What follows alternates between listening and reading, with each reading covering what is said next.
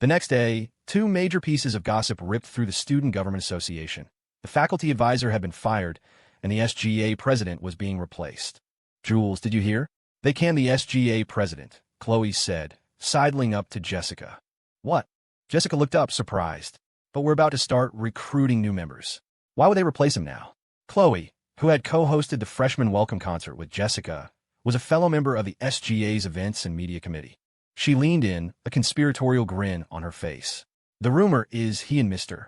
Wallace pissed off some big shot at the student center last night. The guy made one phone call and had the university president down here in minutes. USC is crawling with trust fund kids. Plenty of people could get the president on the phone," Jessica mused. "But to get a faculty advisor fired with a single word, that's some serious influence." She paused. "So, are we having new elections for president?" Chloe shook her head. "Word is the administration is just going to appoint someone. A new faculty advisor, too. Should be announced in the next day or two." "Wait, where are you getting this intel?" Jessica cut her off. "I get the administration appointing a new advisor, but how can they just appoint a student president?" "The two VPs went down with the president. They offended the same big shot and got kicked out of the SGA. My guess is they'll just grab one of the committee chairs to fill the spot for now." Jessica's brow furrowed again. No wonder the SGA group chats have been blowing up all morning. "So who do you think it'll be? Which committee chair gets the crown?" "I have no idea," Jessica said with a sigh. "And frankly, I don't care who it is, as long as it doesn't mess up our committee's recruitment drive." Leo Miller's academic advisor, Mr. Zhao Chase, was summoned to a conference room first thing in the morning. Normally, his boss just sent out a mass email. A direct, in-person summons to a meeting room felt ominous. It wasn't a simple task. When he opened the door and saw a circle of university deans and administrators, his stomach dropped. The university president, seated at the head of the table, smiled and beckoned him over. "Mr. Chase, right? Come, have a seat." "Yes, sir. Of course." Chase nodded nervously, sinking into the only empty chair. "You're Leo Miller's academic advisor, correct?" the president asked. Yes, that's right," Chase answered, his voice trembling slightly. "And what is your relationship with him like?" "I'd say it's pretty good," Chase answered, his voice trembling slightly. "Does he listen to you, or do you listen to him?" Chase thought for a long, painful moment before crafting a bulletproof response. "As long as it doesn't violate university principles. I listen to Mr. Miller." "Excellent," the president said, beaming. "In that case, the university is formally appointing you as the new assistant director of the Office of Student Life, overseeing the Student Government Association and the Student Activities Center." "While what?" Chase stared, utterly dumbfounded. He'd woken up and somehow fallen into a promotion. The SGA and the entire Student Activities Center were now his responsibility. "Mr. Chase, I know you're still advising a class of freshmen, and taking this on will be a heavy load, but I trust you can handle it. And just between us," the president leaned in, lowering his voice, "the director position for student life is also vacant. You handle the assistant role for a month or two, prove yourself, and I'll move you up to director. We'll get you a deputy to lighten the load. It'll be much easier then." Yes, of course. "Thank you, sir. I'll do my absolute best." Leo, sitting in class, stared blankly at the string of fawning thank you texts from Zhao Chase. It wasn't until his advisor explained the situation that it clicked. He had accidentally gotten the man promoted. He never imagined his advisor would be the biggest beneficiary of last night's fiasco. But thinking it over, besides Chase, no other faculty member had really interacted with him. The rest of them were probably terrified of him now, scared of becoming the next Mr. Wallace. So they'd practically gift-wrapped this golden opportunity and handed it to Chase. It was unexpected, but it also made perfect sense. The thought of being parachuted into the SGA as its new president made Leo's head ache. It meant more work, more responsibilities. He'd barely had a few days to enjoy his new life, and now he was just creating more chores for himself. He was failing spectacularly at being a rich kid. Julianne, who had been scrolling on her phone, suddenly looked up at him. "Lily, my mom wants you to come over for dinner this weekend. Are you in?" "Dinner?" Leo asked, confused. "It's not a holiday or anything. Why the sudden invitation? Did your mom find out about us?" "No way." Julianne shook her head. "I've been super careful. She definitely doesn't know we're together." "Then why?" "She said you didn't get to eat properly last time, and you brought all those gifts. She feels bad about it," Julianne explained. "She wants to cook you a proper meal this time." "Come on, I ate great last time," Leo said. "Tell your mom not to go to any trouble. It's too much." He knew her family didn't have a lot of money, A special dinner for him meant Clara would have to spend more than she could afford, which was why he was refusing. If Julianne would just let him spend money on her, he could fix her family's financial situation in a heartbeat, but her stubborn pride wouldn't allow it, a fact that gave him a constant, low-grade headache. Julianne raised an eyebrow. So you're really not coming? Seeing her expression, he asked, You look like you want me to go. Yeah, she nodded. You should. You like my mom's cooking, right? Leo hesitated. If I come, your mom will go all out and make a huge feast. Maybe it's better if I don't. It's fine. You think one meal is going to bankrupt us. Julianne grabbed his hand, a smile playing on her lips. You really don't have much faith in us, do you? No, that's not it. I just don't want to be a bother. Come on, please. It's not a bother. Well, okay then. Just tell your mom to make a little less. I'm not a picky eater. Deal, Julianne said. She paused, then asked, should she make those roasted chicken legs for you again? Leo froze for a second, then a slow smile spread across his face. Yeah, she should. Julianne feigned a casual tone. You're not going to take one bite and start crying again, are you? Nope, not this time. So, are you still not going to tell me the big secret about why you love chicken legs so much? Julianne rested her chin in her hands, her eyes wide with curiosity. Leo reached out and ruffled her fluffy hair. I'll tell you when you become a famous author. Ugh. She pouted, letting out a little huff. Always dangling carrots in front of me. Around noon, 2 new members were added to the main SGAA group chat. One was Zhao Chase. The other was Leo Miller. Chase posted a message introducing himself as the new faculty advisor. Leo, however, was busy having lunch with Julianne and had no idea he'd even been added to the chat. The original group owner was the advisor Leo had gotten fired, Mr. Wallace. Before leaving the chat, Wallace had transferred ownership to the university president, who then added Chase and Leo before making Leo the new owner. This sequence of events thoroughly confused the SGA members in the chat. The new faculty advisor was Zhao Chase, but the group owner was some other guy? What did that mean? Was there another, even more powerful advisor they didn't know about? And why hadn't this mysterious new person said a single word since joining? Seeing that Leo hadn't introduced himself, Chase assumed he was playing it cool and intentionally keeping a high profile, so he wisely stayed silent as well. Soon, rumors about the new group owner's identity began to spread like wildfire. Leo, oblivious to it all, was busy carrying an enormous build-your-own hot pot bowl. He and Julianne had agreed to get lunch at the third-floor cafeteria, where you could get a huge, spicy bowl of malatang for a decent price. It was the same delicious spot they discovered with Damian and Saraphina the other night. They had to come back. Their tastes were nearly identical, right down to their spice tolerance, so they just piled all their ingredients into one pot to cook. A lot of couples on the third floor did the same thing. It saved money on the broth base and let them try a bit of everything. Of course, some couples with different tastes order their own. By the time Leo got back with the steaming bowl, Julianne had already gotten him a bowl of rice and wiped down his utensils with a wet nap. Thanks, Jules. Leo took the clean chopsticks and spoon from her. Julianne smiled. You're welcome, Lily. Eat this tripe before it gets tough, Leo said, plucking the largest, most chili oil-drenched piece from the bowl and placing it in hers. Julianne blew on it gently before popping it into her mouth. She hummed in satisfaction. If you like it, eat more. You need the energy for your afternoon classes. He fished out several more pieces of tripe and a few large shrimp balls, adding them to her bowl. That's enough, that's enough. She placed a few slices of beef in his bowl. Don't just give it all to me. You eat too.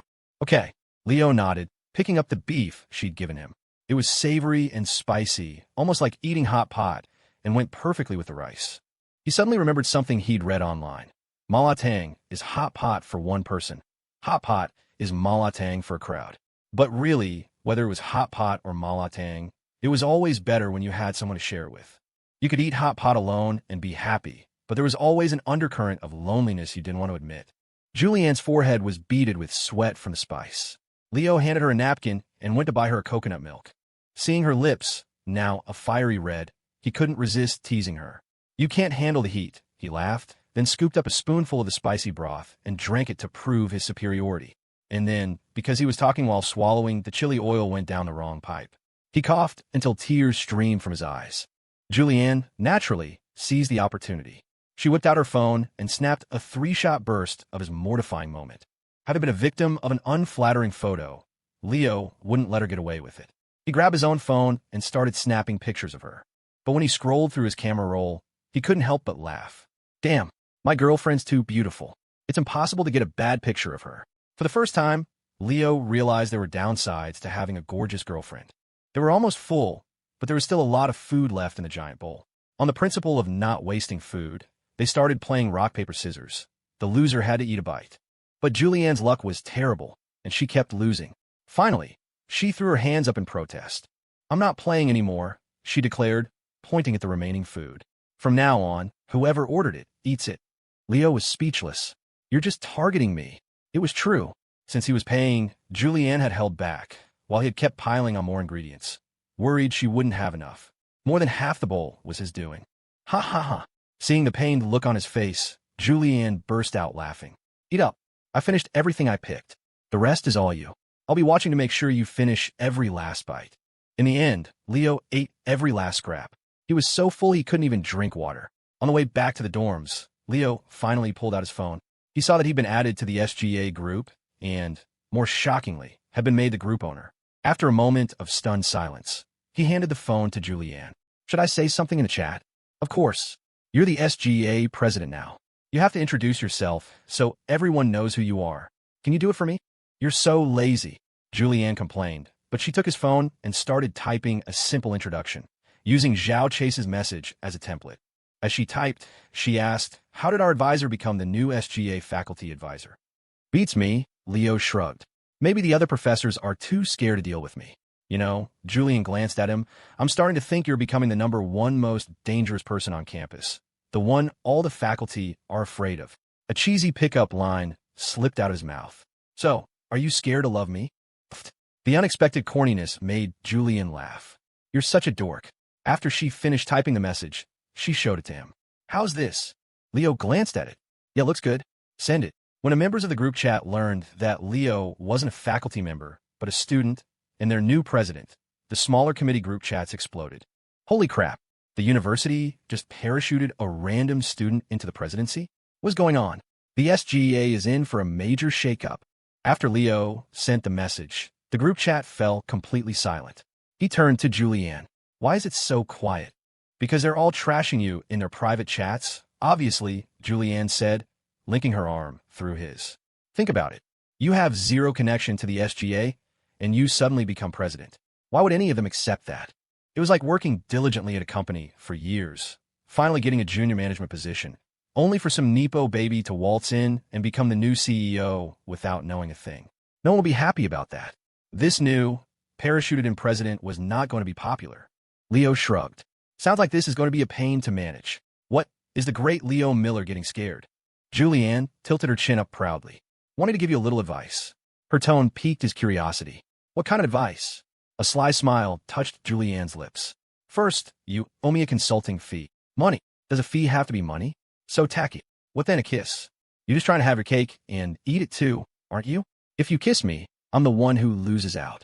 MMPH. Before she could say another word, Leo sealed her lips with his own. "Are you crazy?"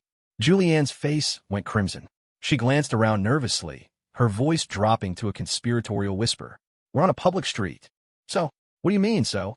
A girlish shyness flickered in her eyes as she shot him a look. "There are people everywhere. How can you be so shameless? The fact that there are people around doesn't change the fact that I'm kissing my girlfriend. What does it have to do with them?" Leo said, wrapping an arm around her slim waist and pulling her into his embrace. "Right, Jules, kiddo? Get off, get off." Julianne, face flushed, gave his chest a light push. "You're getting bolder and bolder, Leo Miller. This is nothing," he grinned. "Just wait until I win the 3K at the winter sports meet. I'll kiss you in front of the entire school." Julianne's smile turned wicked. "You and your 30-minute turtle's pace in the 3K? Now, it was Leo's turn to blush. "Oh, you making fun of me now, are you? Hey, stop it, haha." Leo found the ticklish spot on her waist and gave it a gentle squeeze, making her erupt in laughter. They stood there on the street, laughing and roughhousing, completely lost in their own world. If Leo hadn't brought up the SGA again, they might have forgotten what they were talking about in the first place. "So what's your brilliant advice?" Julianne's smile faded, replaced by a serious expression. "Managing the SGA isn't that hard. Just remember these 4 things." She crooked her finger, and Leo leaned in close. "Shift the blame. Make an example of someone. Show your strength. And establish authority. Then you can clean house." The girl's lips were so close to his ear, her warm breath sending a tingling, electric sensation through his entire body. When she finished, Leo didn't move. She tapped his shoulder. "Were you even listening?" "Huh? Oh." Leo stared at her lips, his mind a blank. That kiss had been too fast. He hadn't gotten a proper taste. He wanted another one. You, why are you staring at me?" Julianne asked, subconsciously licking her lips. "I got distracted." "Can you say it again?" "You got distracted while I was talking." Julianne's brow furrowed. She pulled away from him. "Forget it, you jerk." She turned and stormed off. "Hey, wait, I heard you. I heard you. I just didn't quite get it." Leo chased after her. "Can you explain it a little more clearly?" "No. Figure out yourself, you big dummy." After walking Julianne back to her dorm, Leo returned to his own. He sank onto the couch, phone in hand, and spaced out. Forget the SGA drama. What he was really concerned about was what kind of gift to get Julianne. They'd been dating for almost a month. It was time. Damian had already given Saraphina that gemstone brooch. He couldn't lose to him. Plus, he was going to her house for dinner this weekend. He needed to think of a gift for her mom, too. He'd brought all those health supplements last time, so bringing more would be weird. Normally, you want to get something expensive for a future mother-in-law, but if it was too expensive, she'd never accept it. This was tough. Click. The door opened, and Damian walked in, looking utterly dejected. "What's wrong?" Leo asked. "Fight with your girlfriend." "No." "Then why the long face?" "Seraphina's been so busy with class stuff lately, she has no time for me." "So just help her out," Leo said with a grin. "Solving her problems is a great way to earn brownie points, you know." Damian slumped onto the couch next to him. "The problem is, she doesn't need my help, and there's nothing I can actually help with. What am I supposed to do?" Leo couldn't help but laugh. "If there's no opportunity, create one. If the conditions aren't right, create them. Isn't that what you taught me?" "You're right." Damian slapped his knee. "I'll go accidentally spill some coffee on the files she has to submit this afternoon. Then I can help her redo them." "Yes, I'll do it right now. Sit your ass down." Leo grabbed Damian and shoved him back onto the couch just as he was about to stand up. "Are you insane?" Leo said, his expression grim. "That's not creating an opportunity. That's creating a disaster. If you actually do that, you can get ready for a breakup." "Huh?" Damian suddenly grinned at him. "I'm just messing with you. I'm going to go buy her a coffee and help her organize the class roster." He stood up again. "Wow, Sterling, you've changed," Leo said, shaking his head. "You never used to joke around with me." When Damian had first mentioned the coffee, Leo had genuinely thought he'd lost his mind. Now, realizing it was a joke, Leo felt a mix of relief and amusement. People change. Damian shot Leo a goofy smile that was anything but alpha billionaire, then turned and left the dorm. Yeah, people do change, Leo thought with a smile. He started to break free from the chains of his own character. On Friday afternoon, Leo and Julianne found a quiet corner in the library. Julianne was typing away at her novel on her laptop, while Leo sat across from her, drafting a speech for the SGA meeting that night. It was his third day as president, and so far, not a single SGA member had messaged him. The committee chairs went directly to Mr. Chase with any issues. Chase, still scrambling to get a handle on his new duties, was swamped. It was a miserable job. Perhaps this was the price of his accidental promotion. Leo didn't mind being left alone. He was happy to be a figurehead president. But tonight was the first big SGA meeting to discuss their upcoming agenda, the most important part of which was new member recruitment. He couldn't escape it, so he had to prepare. Not that there was much to prepare for. He'd just introduce himself. His advisor would handle the actual work. After jotting down a few notes, Leo propped his chin on his hand and zoned out. Julianne, stuck on a chapter, looked up and saw Leo staring into space. She assumed he was stressing about the meeting. Under the table, where their legs were intertwined, she nudged his shoe with the tip of hers. The first time he didn't react. The second time, he snapped out of it and looked up. Julianne raised her eyebrows, her captivating eyes seeming to pull the very soul out of him. "What?" he asked, playfully bumping her leg with his knee. In response, Julianne clamped both of her knees around his thigh, a deliberate, slightly provocative move. "What are you thinking about?" she asked. Leo grinned. "I was just thinking about a certain dummy who still hasn't finished her 4,000 words for the day." "I've written 3,000 already," she shot back. A smile spread across his face. "So you admit you're a dummy?" "Shut up, you're the dummy," she said, squeezing his leg tighter under the table. "It's been 3 hours," he teased. "That means you're only writing 1,000 words an hour. If that's not a dummy, I don't know what is." Julianne glared at him, her cheeks puffed out. "I'm a beginner. It's perfectly reasonable for me to be a little slow, isn't it?" "Huh." Her expression made him laugh. Okay, I'll stop teasing you. Get back to your book." Julianne steered the conversation back to her original question. What were you really thinking about just now? Were you worried about the SGA meeting? A little, Leo admitted, deciding not to hide it.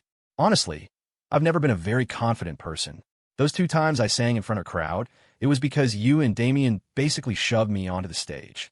I would never have gone up there on my own. When I was organizing events as class president, I was a nervous wreck inside. Now, the thought of speaking in front of all those people tonight, dealing with whatever drama might pop up, and handling people who are intentionally trying to cause trouble, it makes me really anxious. Wow, so you actually have a weakness? Julianne said, her chin in her hands, a look of genuine surprise on her face. Leo gave a wry smile. What do you mean, you actually get anxious? Am I not allowed to be anxious? It's just, you always seem so capable, like nothing can faze you. I almost started to believe you were invincible. Julianne got up and slid into the chair next to him, taking his hand. So the great Leo Miller isn't so invincible after all. I wish I was. For some reason, Julianne detected a note of melancholy in his voice.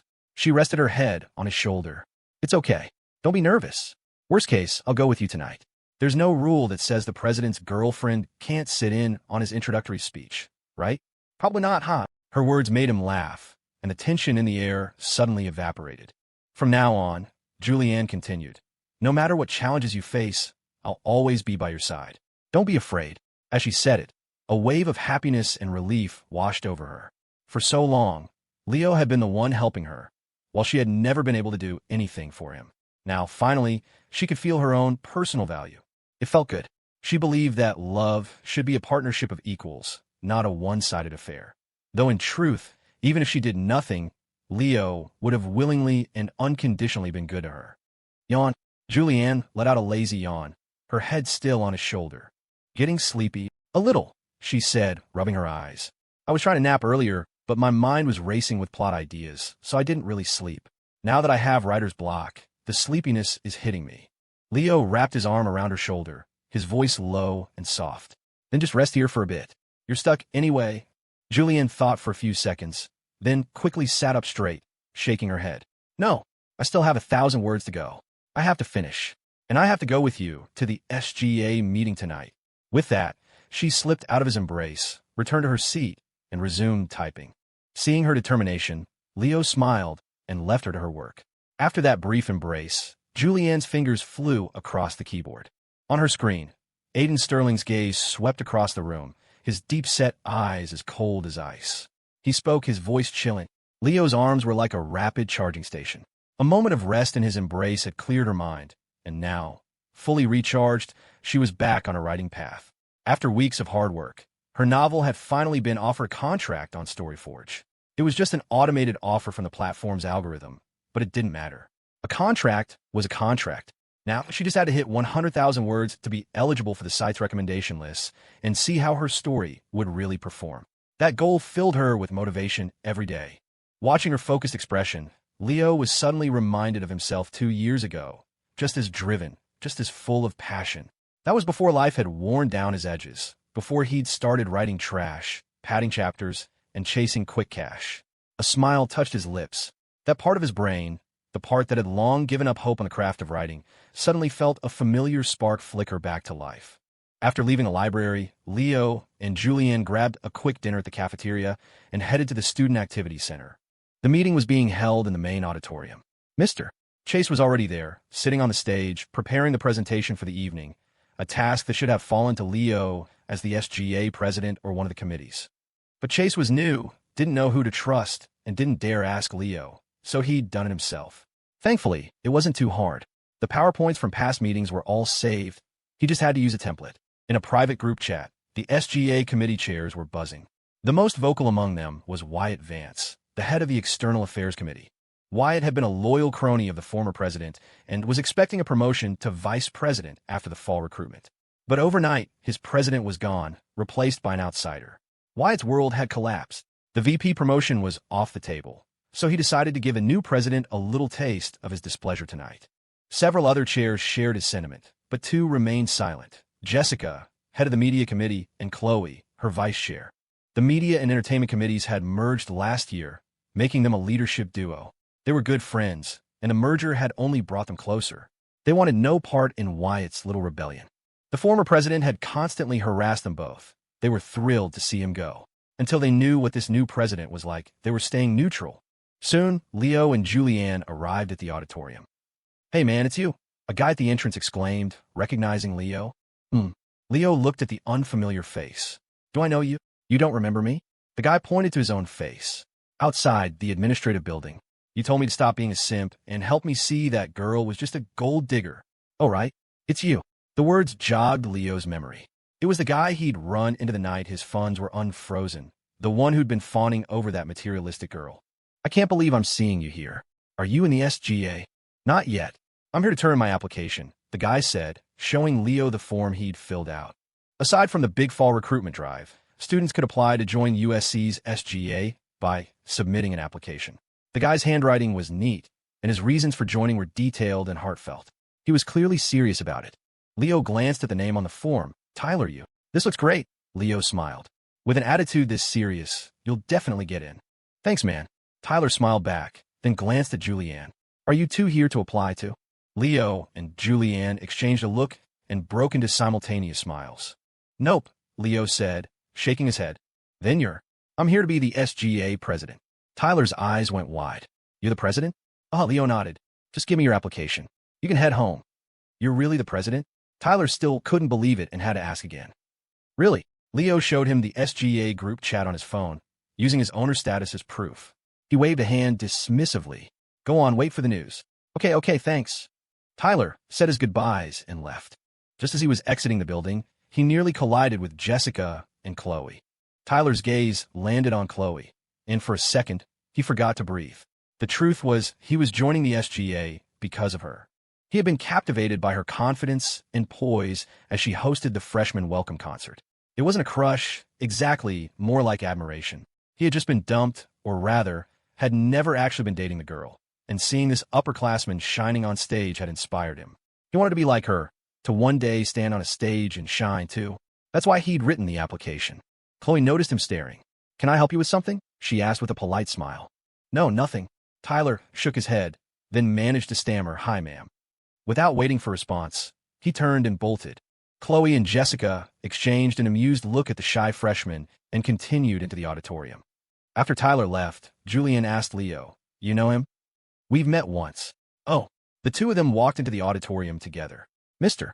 Chase was sitting on the stage. Leo told Julianne to find a seat anywhere, then walked up to the stage himself. "Mr. Chase," Leo said, approaching him. "Need any help?" No, not at all." Chase jumped up as if greeting a high-level executive, pulling out a chair for him. "Please, Mr. Miller, have a seat." Leo waved a hand. "When we're around people, just call me Leo."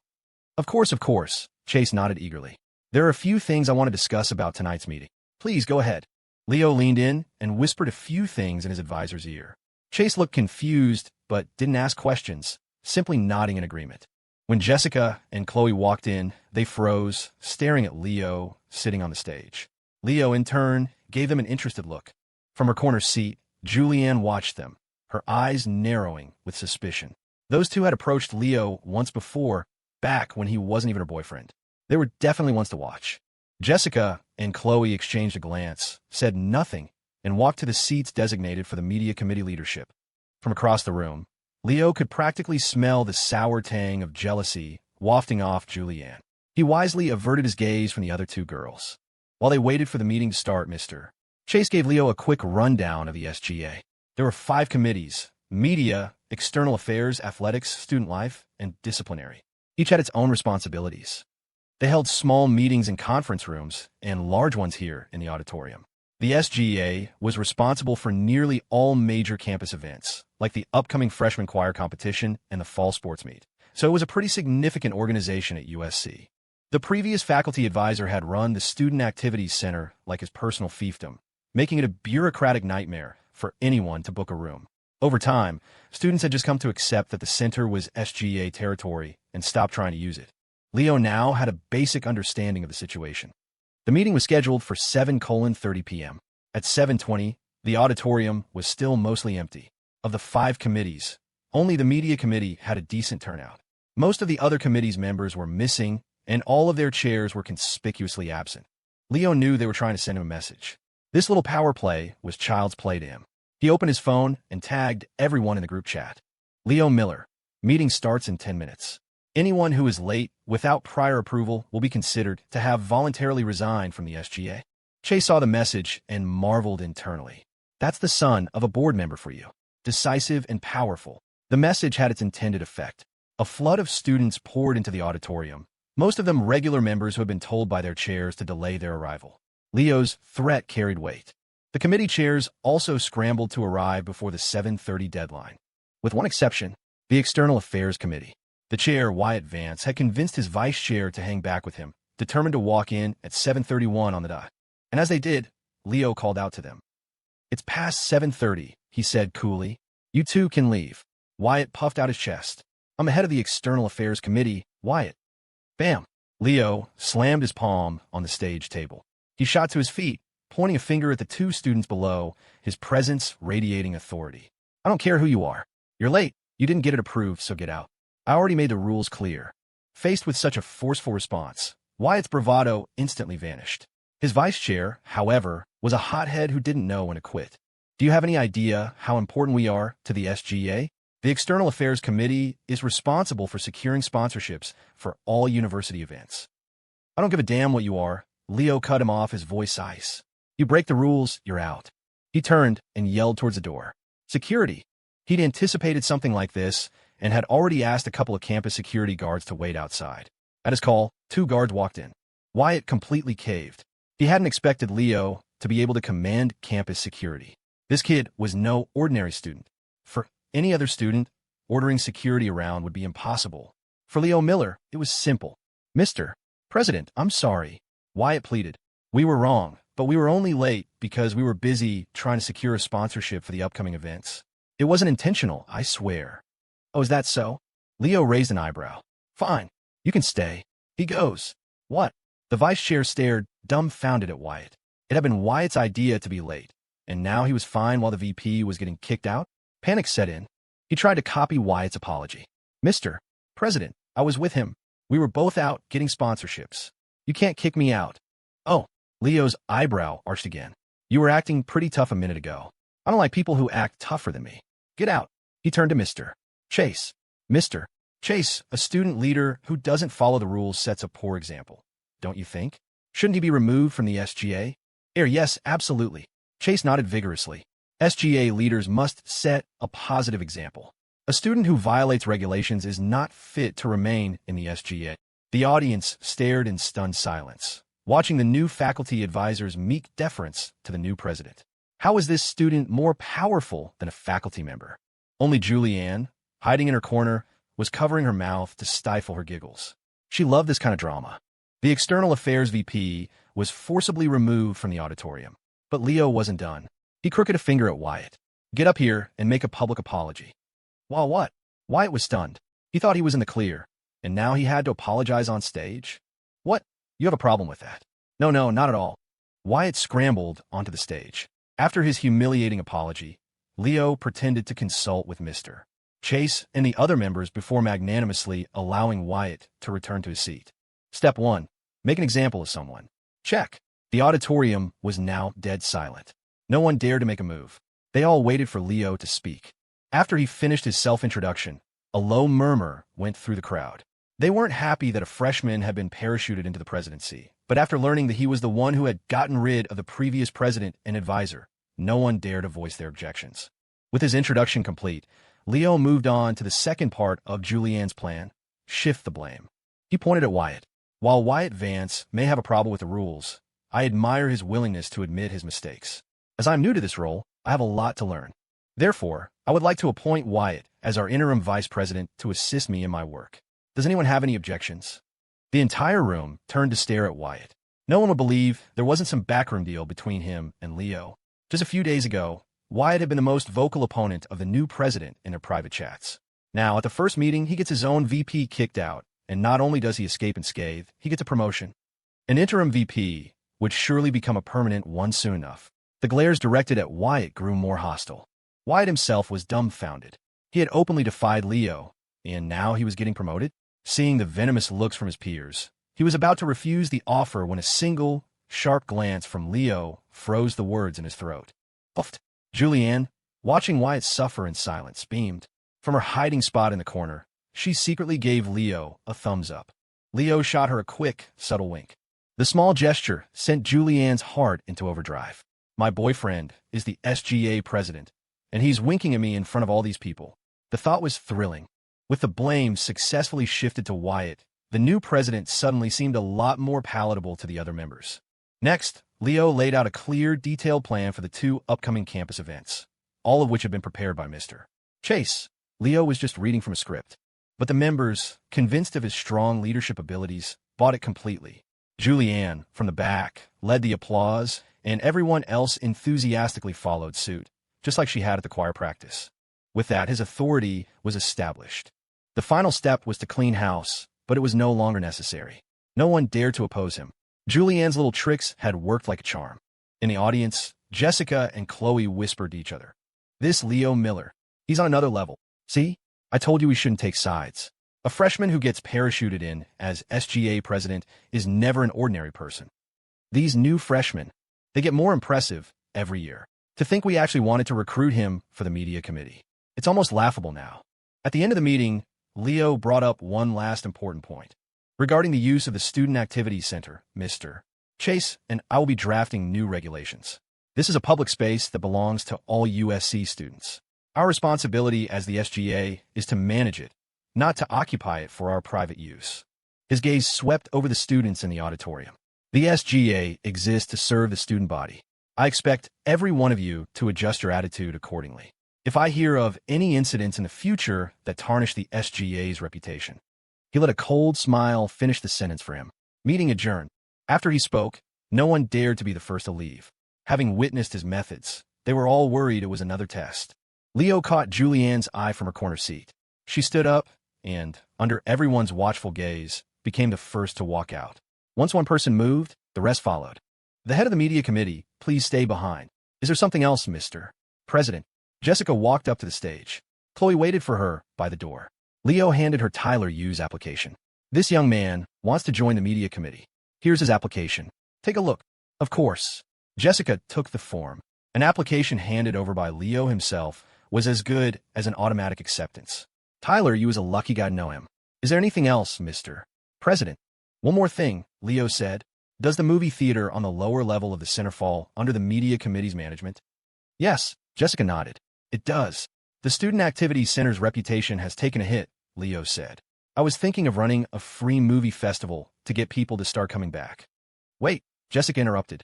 Mr. President, we don't have any film licenses for the theater. To use it, we'd have to secure the rights. That's simple. Leo waved his hand. Apply for some event funding, buy a few subscriptions, and purchase the streaming rights for some recent popular movies. Then print about 1,000 free movie tickets and give them to Mr. Chase. He gestured to his advisor. Okay, Jessica said, a little worried. But won't that hurt the business of the movie theater on the university concourse? We're not showing new releases. It won't affect them, Leo said with a slight, dismissive smile. And besides, what if it does? Okay. Run this free movie event well, and the media committee won't have any trouble with recruitment this year. Leo finished with a smile. Jessica gave him a thumbs up. That's a brilliant idea, Mr. President. All right, you can go. Jessica nodded and walked over to join Chloe. What did you want to talk about? Chloe asked. He wants to run a free. Jessica explained his plan. When she finished, Chloe's eyes were wide. I heard a rumor that the new president might be the son of someone on the university's board of directors. Seeing how he operates today, that rumor is probably true. Where do you get all these rumors? They don't call me the campus rumor mill for nothing. Right, you're amazing. What's that in your hand? Chloe asked. This. Jessica handed her Tyler Yu's application. A freshman who wants to join our committee. Oh, hey. Chloe squinted at the familiar-looking ID photo on the form. Isn't that the guy we ran into outside the center before the meeting? Yeah, he seems like a nice, clean-cut kid. You could train him to be a host for our events. Chloe pursed her lips.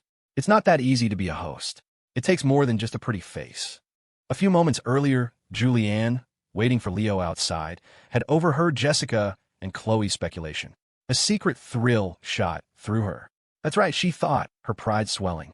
My boyfriend is the son of the chairman of the board. Of course he's a badass. She mentally struck a smug, hands-on-hips pose. What are you smiling so weirdly about? Leo asked as he came out of the auditorium, finding her with her head held high in a proud grin.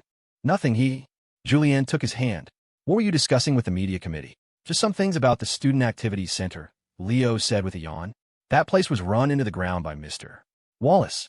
No students want to go there anymore. If we don't run some events, how will people see that the center and the SGA are changing? Julianne nodded in agreement. So, I told the media committee to get some movies and show them for free on weekends to build some buzz. So thoughtful. Julianne praised him. Looks like our Mr. President is really planning for the SGA's future. Well, someone had to force me into taking over this mess in the first place, didn't they? Leo said, playfully tapping the tip of her nose. In the original novel, the SGA plotline was short. The villainous version of Julianne had joined, schemed her way to vice president in 6 months, and used her position to sabotage the heroine, Saraphina, at every turn. Eventually, the male lead, Damian, got so angry he basically had the entire SGA dismantled. To appease him, the university board had vowed to never establish an SGA again. Now that it was in his hands, disbanding it was out of the question, but reforming it was a must. It couldn't be the same rotten organization. Leo slung his arm around Julianne's shoulder. Fall club recruitment is starting soon. Any interest in joining the SGA, beautiful? No way. I'm too busy writing my novel, she said, then stuck her tongue out playfully. Bleh, Leo threatened. Stick your tongue out again, and I'll kiss you till you can't breathe. Bleh, bleh, bleh. MMPH? His threat had no effect. She did it again. And then, he kissed her right there on the street. Huh, he thought. So this is what it feels like to be the alpha billionaire. On Saturday afternoon, during lunch at home, Charles Miller brought up the SGA with Leo. Son, I heard you became SGA president. How's it going? Running into any problems? Your old man can give you some pointers, you know. It's whatever, Leo said with a casual wave of his hand. Not much of a challenge. They're just a bunch of students. Too easy to manage. That confident, huh? Well, keep up the good work. Charles beamed with satisfaction. If you can handle 100 people now, you'll have no problem managing our family's hundreds of companies when you graduate. Huh? What? Leo's eyes went wide. Dad, what did you say? We have hundreds of companies. Charles nodded. Yeah, you didn't know? Leo scratched his head. I knew we were well off, but I had no idea we were that well off. Charles chuckled. Don't worry. You'll find out soon enough. Okay. Leo nodded, returning to his food. Son, you free this afternoon? What's up? How about you play some video games with your old dad? Dad, are you serious? You're a grown man, and you still play video games? I've been hooked on the PS5 lately. Hey, you little punk, are you criticizing me now? My mistake, my mistake. The pleasant Saturday passed in a blink. The next morning, Leo woke up early. He had promised Julianne he would go to her house for lunch, so he took his time getting ready, sifting through a closet full of high-end custom clothes to find a relatively simple-looking outfit. After breakfast, he got into the familiar minivan and drove away. From his second-floor balcony, Charles pointed at the receding vehicle and said to his wife, Michelle, see? There he goes again, off to see his little girlfriend. Michelle looked surprised. Our son is really dating someone? Definitely, Charles said. He's with this girl at school all the time, constantly together. I heard they've even been seen kissing and cuddling on the street. If that's not dating, what is? That little rascal has some nerve, Michelle said, kissing his girlfriend right on the street. Charles stroked his chin. That's my boy. Takes after his old man. Ouch. Honey, what did you hit me for? He learned all your bad habits. You think you don't deserve that? Huh? A series of question marks popped up over Charles's head. After leaving home, Leo stopped by a luxury boutique and picked out a scarf for Julianne's mother. The weather would be turning colder soon. He thought about buying a second one for Julianne, but decided against it. She would just scold him for wasting money. It wasn't cold yet anyway. He'd wait and take her shopping himself when the time was right. Driving past a beautifully designed bookstore, he couldn't resist parking and going inside. When he was a child, he had always dreamed of having his own study, with dust-free shelves filled with all his favorite books. He could hide away on weekends and read all day. It would have been wonderful. But that dream had never come true. Elysian Estates had a massive library, but it was his father's. And besides, he was past the age where he could quiet his mind and read for an entire day. He was too restless now. The bookstore was huge, filled with books and all sorts of miscellaneous trinkets. A handsome crimson fountain pen caught his eye. It had an elegant, classic design and wasn't too expensive, just over $100. He decided to buy it. The clerk told him it was a bestseller and the last one they had in stock. After he paid, the clerk wrapped it in a beautiful gift box. Just then, a little boy clutching a copy of Oliver Twist walked up to the counter. Miss, how much is this book? The clerk glanced at it. That's $20. Okay. A flicker of disappointment crossed the boy's face. He turned to put the book back. Not enough money? Leo asked him. Yeah, I only have 10, the boy mumbled, nodding. I'll come back when I've saved up enough. Leo pulled out his wallet and took out a $10 bill. Here, I'll sponsor you. Huh. The boy froze, then waved his hands. Thank you, sir, but no, I should save it myself. It's fine, take it. Leo pressed the money into his hand. When I was a kid, it was the same for me. It took me a long time to save up for a single book. Keep reading. He gently patted the boy's head and walked out with his gift. Thank you, sir, the boy called after him. Clutching Leo's $10 bill and his own savings, the boy bought the copy of Oliver Twist and left the store, beaming. Sitting in his car, Leo watched the boy smile and found himself smiling too. In that moment, he was buying a book for the boy he used to be. He started the car and drove toward the projects. That afternoon, Clara Hale had once again prepared a feast, even more lavish than the last. She worked as a temp at a factory a few miles away, which brought enough to get by. With Julianne being looked after by Leo at school and her deadbeat husband in prison, Clara was actually able to save a little money. On the table, in easy reach for Leo, was the essential dish, a plate of roasted chicken legs. This time, they were even more richly seasoned and delicious, but they were missing that nostalgic flavor that had moved him so deeply before. Of course, he wasn't about to lose control and burst into tears at the dinner table again. Leo, you're too kind, Clara said, chiding him for bringing another gift. You brought something last time, and now again. Leo smiled and glanced at Julianne, who was sitting to his left. With her mother present, Julianne was on her best behavior, sitting as quiet as a little rabbit, her head down as she ate. Leo decided to drop the pretense. Mrs. Hale, to be honest, Julianne and I are already. MMPH. Before he could finish, Julianne slapped a hand over his mouth with lightning speed. Mom, she said, her face bright red. He had a fever yesterday. He's still a little delirious.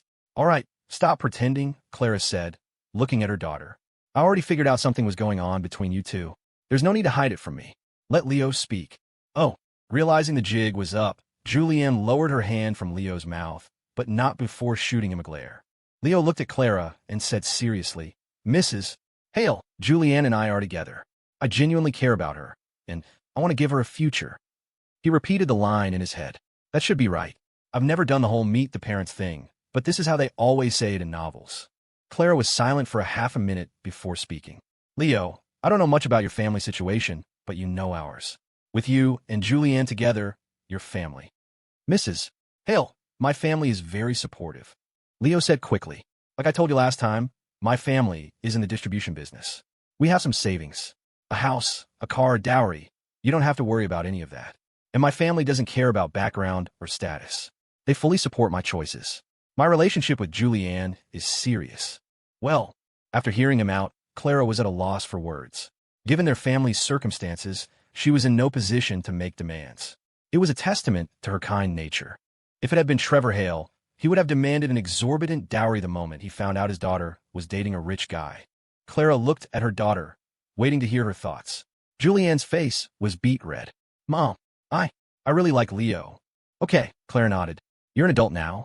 I won't interfere with your choices, but you. She wanted to warn her daughter not to make the same mistake she had, not to end up with a loser. But with Leo sitting right there, it wasn't the right time, so she swallowed the words. Besides, people change. Who could say what the future held? When she first met Trevor, he had been full of ambition, too. It was only later that life had twisted him.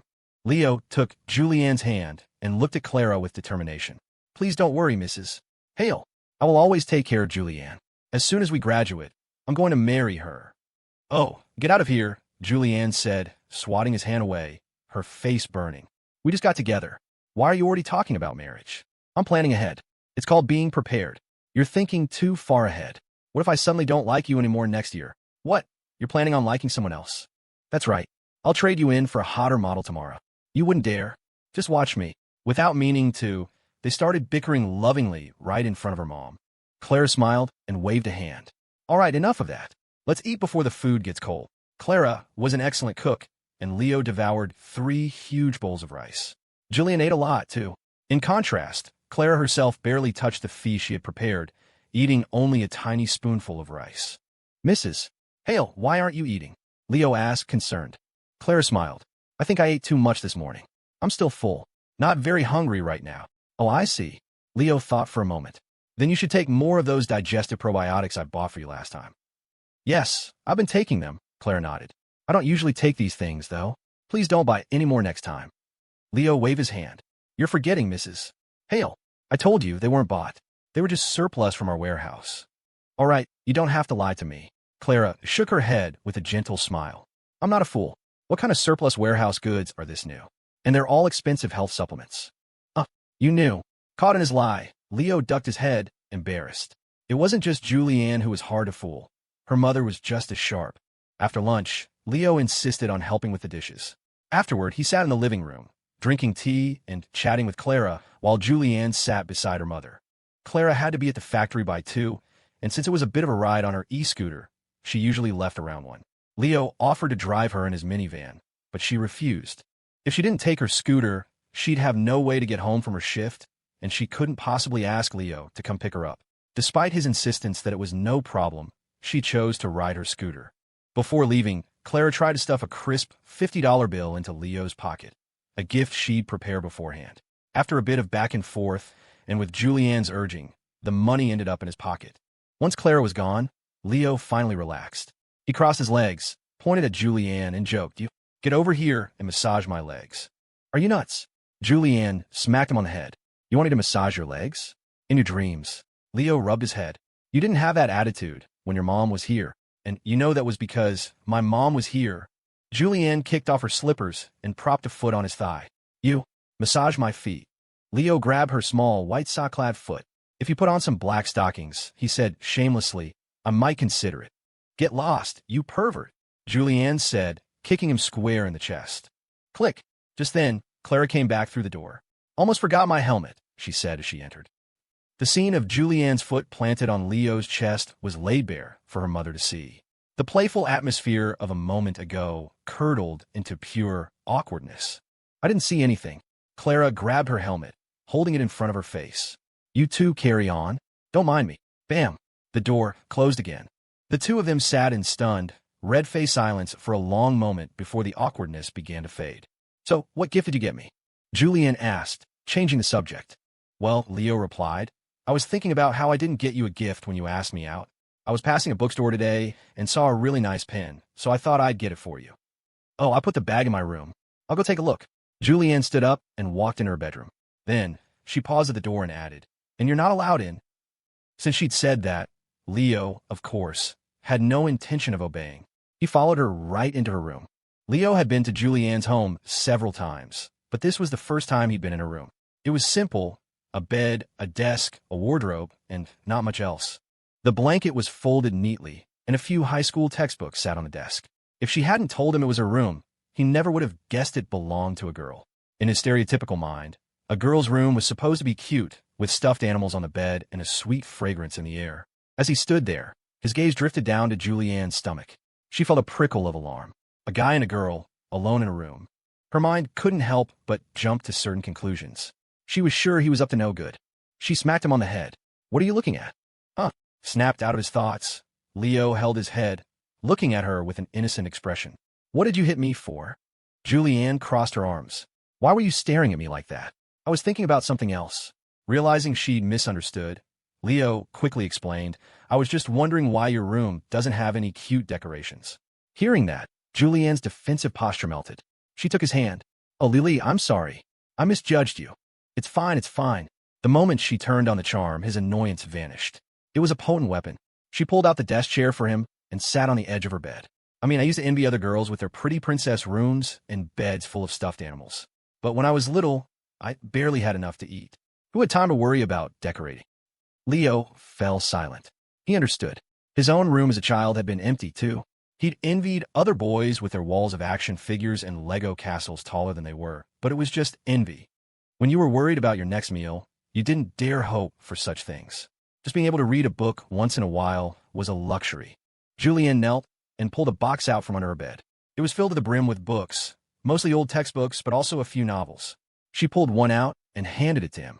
The cover featured a retro anime art style, and the title was printed in a cheap, rainbow-colored font. It was as thin as a coin. It was an old-school YA romance. The title was The Billionaire's Secret Sweetheart. It practically reeked of cheese. "This was one of the books my neighbor gave me," she said. It was the first novel I ever read. Back then, we didn't have any other entertainment, so I would just read these books over and over. Leo flipped through a few pages and smiled. You know where I read my first romance story? In a magazine. You guessed it, he said, putting the book down. My first one was in an old copy of Teen Beat. I never would have guessed a rich boy like you liked to read novels as a kid, she teased. What? Are rich boys not allowed to read novels? Of course they are. Julianne put the book aside. I just wish I had met you sooner. If we had, we could have shared our favorite books. Leo reached out and gently stroked her smooth cheek. You can still share the books you read as a kid with me now. Dummy. Julianne grabbed the collar of his shirt and pulled him toward her. I mean, we should have gotten together sooner. Her words sent a jolt through him. Staring into her beautiful eyes, Leo braced his hands on the mattress and leaned in, closing the distance between them. Julianne instinctively leaned back, but she was already at the edge of the bed. There was nowhere to run. And if you can't run, she tilted her chin up slightly, waiting for his kiss. Moi. Surrounded by a trove of old romance novels, the two of them, who had read so many, finally had their own romantic moment. After one kiss, Julianne quickly pushed him away. The bed was right behind her. A few more kisses, and she was afraid neither of them would be able to control themselves. The shy girl didn't dare think any further. Leo, his face also flushed, reined in his own improper thoughts. I'm a gentleman, he told himself. She just caught me off guard, and I couldn't help myself. After sharing her books, Julianne pushed the box back under the bed. She sat on the edge and opened the gift he'd brought. Inside was the beautiful crimson fountain pen. Wow, she gasped, staring at it. This must have been expensive. Leo scratched his head and lied. It's fine. It was only like $20. Yeah, right. Julianne pointed to the price tag on the back of the box. It says right here, $120. Caught again. Leo felt a flush of embarrassment. He chuckled. It's fine. It's not that much. No. Julianne shook her head. If this is a gift for me asking you out, then I should be the one getting you a gift. I never got you anything. It's okay, really. Just think of it as a random gift. It's just a pen. It's not worth much. He said this because he didn't want her to spend a lot of money on him. After all, his money grew on trees. Hers didn't. Charles Miller. No way. Julianne shook her head again. I can't just accept a gift from you if I don't give you one back. Well, if you absolutely have to give me a gift. Leo pointed to a picture frame on her nightstand. You can give me this. Inside the frame was a photo of a little girl making a peace sign with one hand. From the distinctive shape of her eyes, it was clearly a young Julianne. It was in fact one of the few photos she had of herself smiling as a child, which was why she'd printed it and kept it by her bed. Why do you want a picture of me as a kid? She asked, glancing at the photo. It's not worth anything. It might not be worth anything to you, Leo said, picking up the frame, but to me it's priceless. So that's the deal. My pen for your picture frame. We're even, and you're not allowed to buy me any more gifts. Julianne looked at him, a mix of amusement and exasperation on her face. Are you really that opposed to me spending money? Yup, he nodded. You're not allowed to spend money on me. You big dummy, she said with a smile, gently poking his forehead. Leo looked at the photo of the cute, smiling girl with the peace sign and smiled back. He suddenly noticed that the small, tear-shaped mole at the corner of her eye wasn't as prominent back then. Leo, why a fountain pen? Julianne asked, tracing the smooth, crimson lacquer with her finger. Because you're going to be a great writer, he said, turning to give her a meaningful look. And every great writer needs a signature pen, right? A laugh escaped her. Pfft, I'm not a great writer yet. It's a starter pen, Leo said with a shrug. When you hit the bestseller list, I'll have a better one custom made for you. She gave his chest a light tap. If I'm a best-selling author, I won't need you spending money on me. Leo caught her hand, pulling her into his arms. It doesn't matter who you become. You'll always be the person I love. Is there a problem with me wanting to spend money on the person I love? Okay. Here we go with the cheesy lines again, she said, her cheeks flushing. She reached up and poked his forehead. Go get your stuff. We should head back to campus. Tomorrow was Monday, and they both had an 8 a.m. class. They had to get back to the dorms tonight. Ugh, Leo groaned, scratching his head. Back to campus already? Julianne studied his reaction, a smile playing on her lips. What? Were you hoping to stay for dinner? I wouldn't be opposed. You got plenty of leftovers. I could help you with that. In your dreams. She shot him a playful glare. Want to take the leftover chicken? Sure. Anything else? That's plenty. Julianne found the plastic container from their lunch and packed all the leftover fried chicken into it. Leo had a microwave in his dorm, so he could just heat it up. Here. She handed him the bag. I'm just going to grab a couple of things from my room, and then we can go. Leo took the bag, a mischievous glint in his eye. You know, staying for dinner isn't a bad idea. Julianne laughed. Why don't you just stay the night? We could go back to school tomorrow. I could get behind that, Leo said, playing along. So, where would I sleep? With you. Yep, in my room. Deal. Guess I'm staying then. You wish. Keep dreaming, Julianne said with a mock scowl, glancing back at him over her shoulder. Her eyes, like misty pools at dusk, held a soft, alluring charm, yet deep within them was a spark of playful mischief and an endearing coyness. That one look was enough to completely captivate him.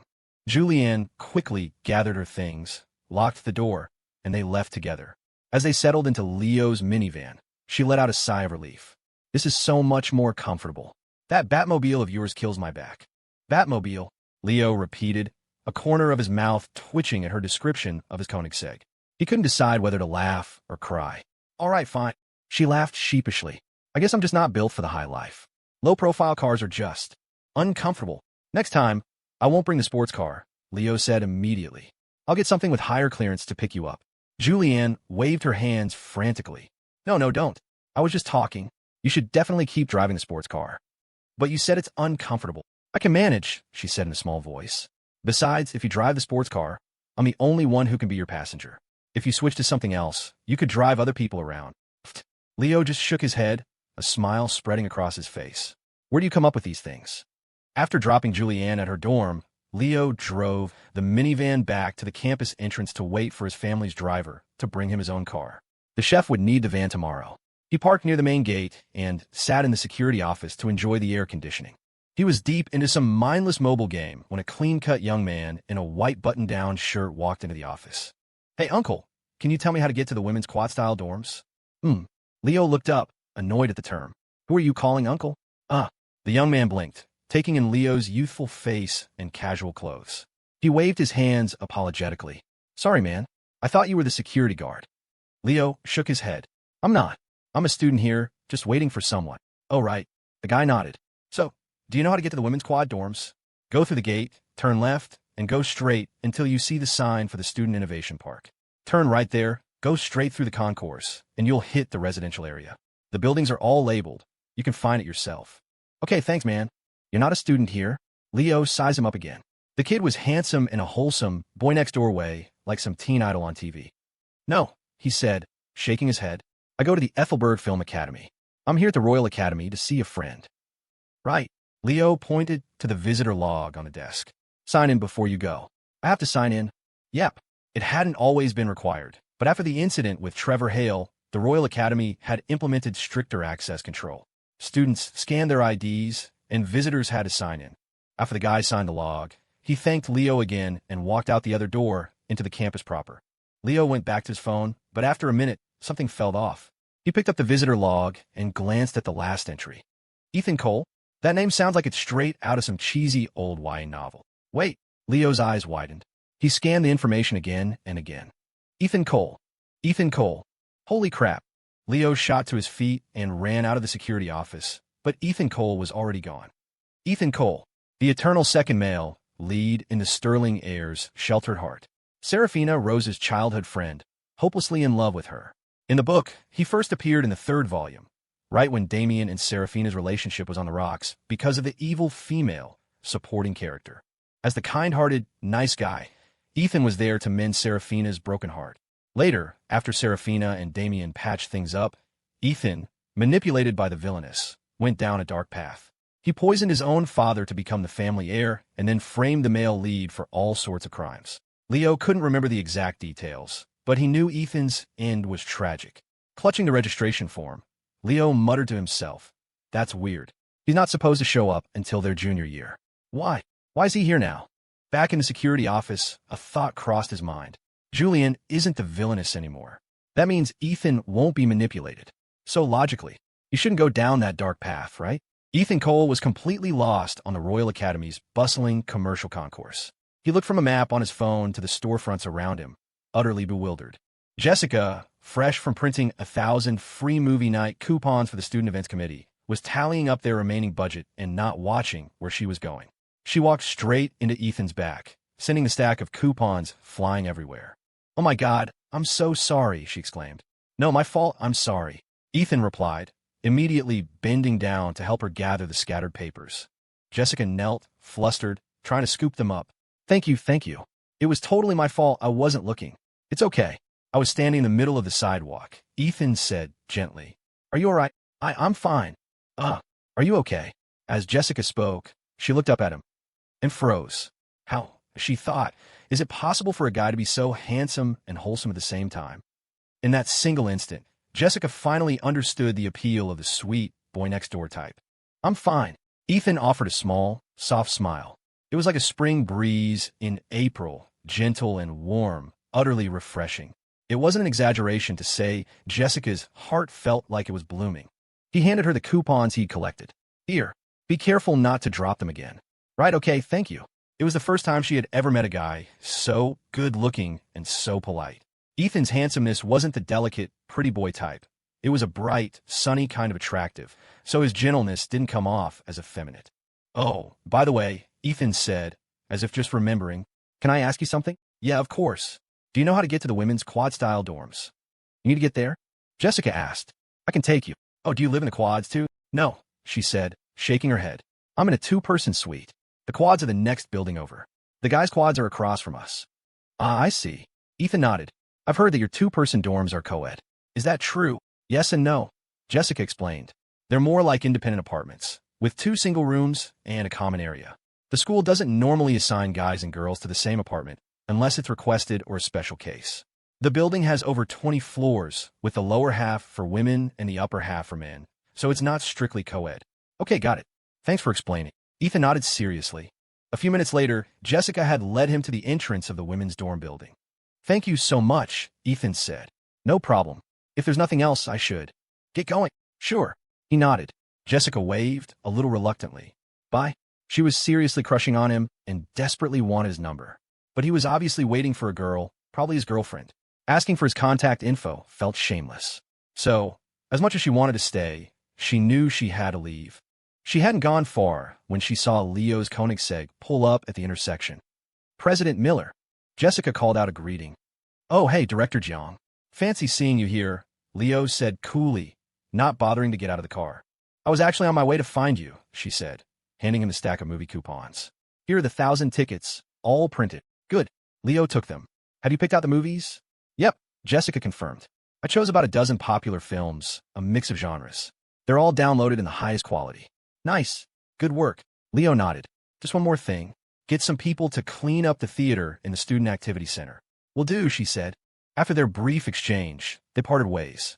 As Leo drove toward the women's dorm, he immediately spotted Ethan standing out front, surrounded by a small group of girls who looked like they were trying to get his number.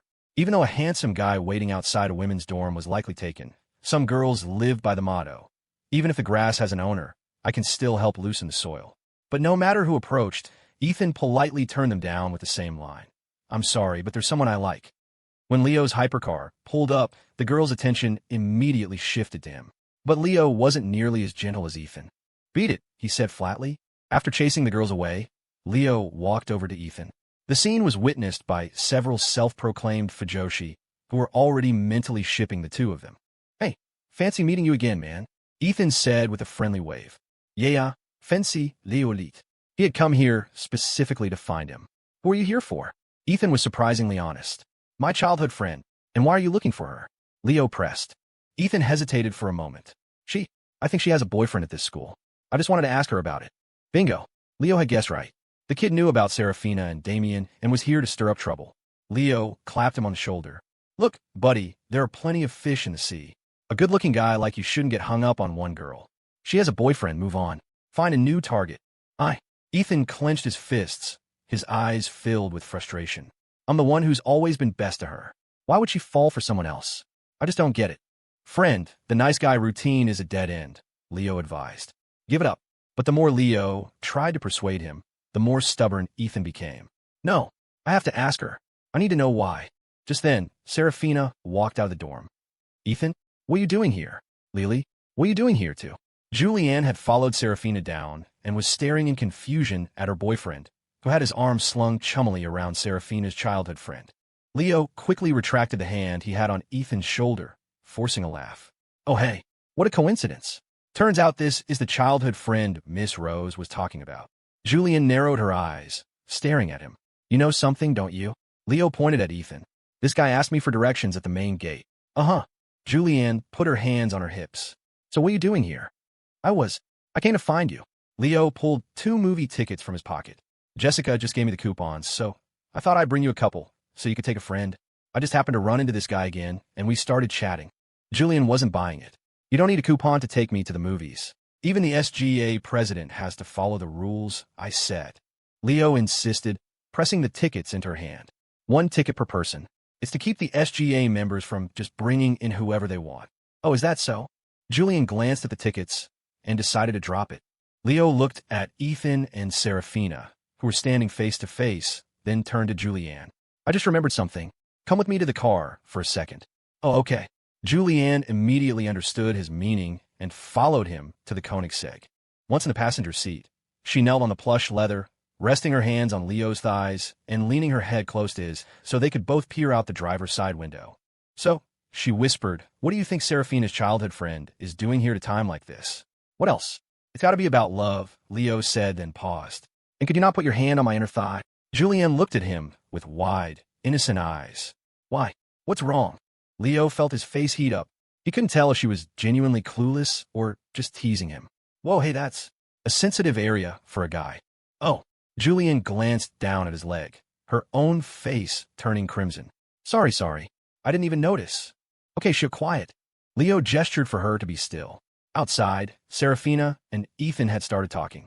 Saraphina, Ethan, what are you doing at the Royal Academy? A flicker of sadness crossed Ethan's face. Did you have a fight with your family? Your uncle said. You got a punk boyfriend at school. Saraphina's brow furrowed. So, my dad sent you here to talk me out of it? No, that's not it. Ethan insisted, waving his hands. I just haven't seen you in a while, and wanted to visit. Really? Saraphina looked skeptical. Yeah. Ethan nodded, then asked urgently, so is it true? Do you really have a boyfriend? Yes. Her frown deepened. Did my dad put you up to this? No, it wasn't him. Ethan shook his head. I wanted to ask. Because why? Because I love you. Ethan looked up, his handsome eyes fixed on her, filled with a desperate plea. He was begging her not to reject him. But Saraphina had never seen Ethan as anything more than a friend. Growing up, he had always been like an older brother by her side. Her feelings for him were familial, and only familial. What? His sudden confession caught her completely off guard. She covered her mouth, shaking her head. Ethan, what are you saying?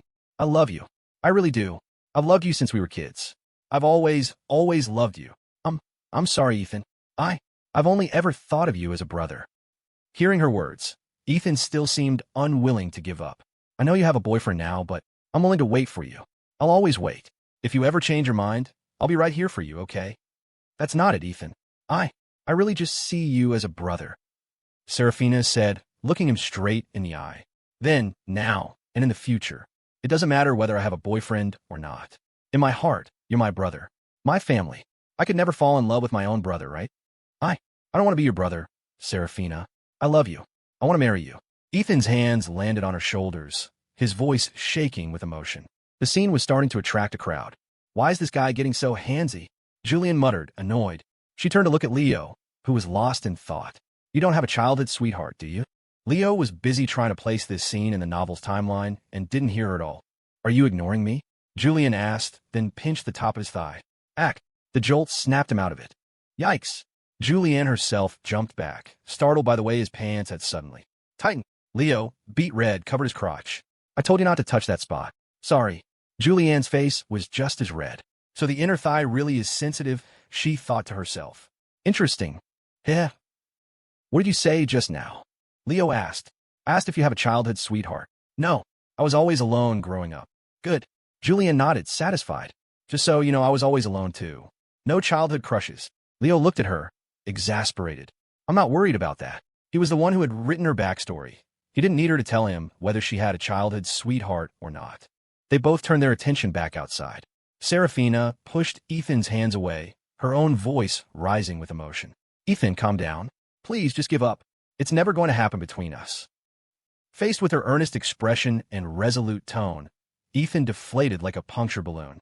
His head dropped, his eyes filled with sorrow. His lips moved, but no sound came out. Okay. After forcing out that single word, he turned to leave, a lifeless look on his face. Wait. Saraphina caught the corner of his sleeve. Ethan, don't be like this. You're confident and generous, handsome and bright. You deserve someone who is better and more amazing than me to love you. Thanks, but you don't have to console me. Ethan managed a smile that was sadder than tears and walked away. Leo watched Ethan's dejected figure disappear, thinking, of course, the second male lead is still the second male lead. He can't escape his fate. In the main character's story, he's destined to be a tragic supporting player. Man, thinking about Ethan's miserable ending in the book, Leo actually felt a pang of sadness for him. As the world's creator, he was supposed to have a detached, godlike perspective on his characters, but right now, he couldn't. Saraphina. Damian's voice cut through the air, and all four of them turned to look at him. As Damian strode past Ethan, Ethan's gaze locked onto the man who had stolen the heart of the woman he loved. Damian didn't seem to notice him, walking straight to Saraphina. I was just about to call you down. Here, he said, handing her a small, elegant box. Saraphina took it. What's this? Damian smiled. You sounded a little hoarse on the phone earlier. I happen to have some throat lozenges in my dorm, so I thought I'd bring them to you. Saraphina glanced at the unopened box. It was obviously brand new, but Damian had made it sound so casual. Ethan had noticed it too. In that moment, he seemed to understand why this man had won the girl he loved. Saraphina had been here, essentially having run away from home for a while now, and he hadn't found the time to visit once because of his studies. Now, on the rare occasion he did come, he showed up empty-handed, completely unaware that she had strained her voice arguing with her parents. All he had done was offer empty words about how much he loved her, without ever showing it through his actions. Ethan stood frozen for a few seconds, then forced a bitter smile. He turned and walked away. This time, his steps were more resolute, more decisive. He didn't look back. He's over it already?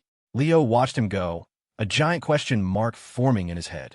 This kid was supposed to be a major villain in the third and fourth volumes of his book. His obsession with Saraphina was supposed to run deep. How could he just let it go? Is it because there's no evil villainess to manipulate him this time? It seemed like the only plausible explanation. Leo's thoughts were interrupted when he turned and saw Julianne still leaning over from the passenger seat, staring out the window. She glanced at him. What are you looking at me for? Nothing. Leo shook his head. Just wanted to get a better look. Ahem. Being stared at so intensely, Julianne suddenly became aware of her awkward position. After a dry cough, she quickly sat back properly in her seat. You said your brother was visiting. Where'd he go? Damian asked Saraphina. Saraphina's gaze drifted toward Ethan's retreating figure. Damian followed her line of sight to the lonely silhouette and blurted out, Yikes, talk about a sad sack. He's my childhood friend, the one I told you about, Saraphina said softly. Oh, crap. Damian's face flushed with embarrassment. I take that back. He's probably too far to hear you anyway, she said with a weak smile. He just got here, and he's already leaving. Yeah, why so soon? If he wasn't in a rush, I could have shown him around campus. Saraphina smiled faintly. Maybe there will be other chances. All right, then. Damian nodded. Now, how on these lozenges? I haven't seen you in 2 days. How did your voice get so hoarse? It's nothing, she lied. Just been practicing for the choir competition. You should rest for a couple of days. The competition isn't for a while. Don't wreck your voice before it even starts. He gave her a soft smile. I'll take you out for some lighter stuff this week. Cantonese or Fujianese food. Okay. It was now 4 o'clock. With dinner only an hour or so away, Leo decided Julianne might as well hang out with him on campus until then. They walked over to the campus lake and sat on a bench, enjoying the cool breeze. In another couple of weeks, when the weather truly turned, the wind off the lake would be anything but cool. Julianne glanced at Leo, who was absorbed in his phone. Who are you messaging? Jessica, he replied. A wave of jealousy washed over her. What did you get her number? I didn't. It's the SGAA group chat. I'm just replying in the chat, he said, holding out his phone for her to inspect. Julianne glanced at the group messages and didn't press further. Fine. She's asking if she can give the movie tickets to her friends, Leo said as he typed. I'm replying now. What are you telling her? Julianne asked curiously.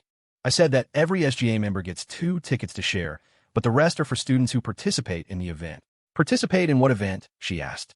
That's a secret, Leo said with a sly grin. It's being held at the Student Activity Center. You can come and win some tickets if you want. TCH, like I care. Oomph.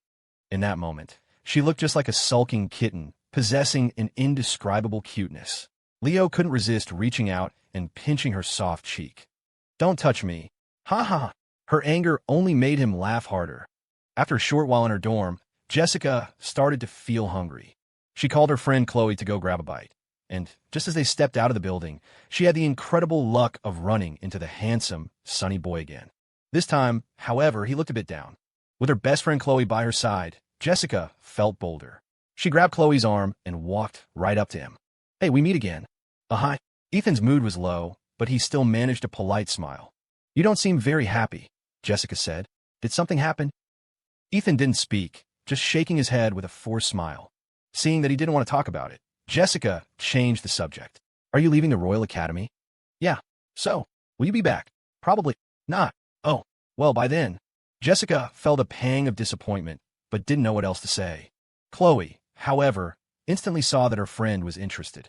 She cleverly jumped in. "Hey, our school is having a free movie festival this weekend. You should come play some games and win prizes." I don't think." Ethan started to refuse. But Chloe cut him off. "Don't say no just yet. Wait here. Chat with my friend for a sec. I'll go grab you a ticket." "Hey, wait." Chloe didn't give him a chance to object, dashing back into the dorm. Left standing face to face with Ethan, Jessica felt awkward but forced a smile and tried to make conversation. "Did someone at the Royal Academy upset you?" "No, it's not that," he said, shaking his head. "It's my own problem." "Don't think like that," Jessica said, her eyes full of admiration. "You seem like a great guy. You're emotionally stable and really gentle." "Thanks." Hearing her praise, a faint blush rose on Ethan's cheeks. In no time, Chloe was back with a movie ticket. Leo had given 2 to Jessica when he left. She pressed it into Ethan's hand, speaking before he could refuse. "You have to come check it out. Our new SGAA president organized it, and it's going to be amazing." Okay." Holding the ticket, Ethan didn't know how else to respond, so he simply nodded. Seeing him agree, Jessica shot Chloe a look of profound gratitude. Chloe just smiled back, as if to say, "That's what friends are for." After wandering the campus with Julianne for half an hour and grabbing dinner at the cafeteria, Leo dropped her off at her dorm and headed back to his own. Once in her room, Julianne immediately got to work on her novel. During this time, Leo knew not to message her. She would reach out to him when she was finished. With nothing else to do, Leo decided to brainstorm ideas for the weekend's movie festival. He couldn't let the 1,000 tickets be consumed entirely by the SGA.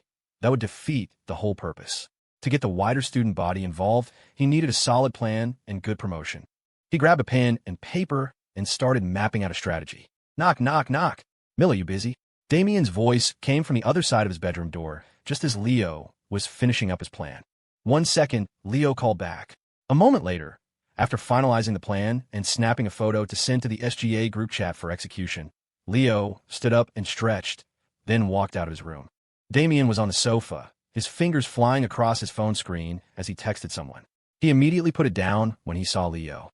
"Miller, you have to help me," he said, grabbing Leo's arm. "Whoa, calm down. First, tell me what happened." Seeing Damian's panic state, Leo's first thought was that Ethan Cole had done something. He was wrong. "My parents found out I'm dating a girl from a normal background," Damian explained frantically. "They chewed me out and are forcing me to break up with her. They just called again during dinner. I can't tell Saraphina about this. Miller, what do I do?" That. Leo couldn't help but find the situation amusing. "What's with that look?" Damian demanded, seeing Leo's smirk. "Hurry up and think of something." Leo put his hands on his hips. "Is that all? This isn't a big deal to you?" Damian shook him. "Your best friend is being forced by his parents to break up with the girl he loves and drop out of school to marry some woman he's never met. How is that not a big deal?" To the current Damian, it was a massive problem. But to Leo, who already knew how the story ended, it was nothing, just a big misunderstanding that would eventually resolve itself. "Did you ever tell your parents your girlfriend's name?" Leo asked.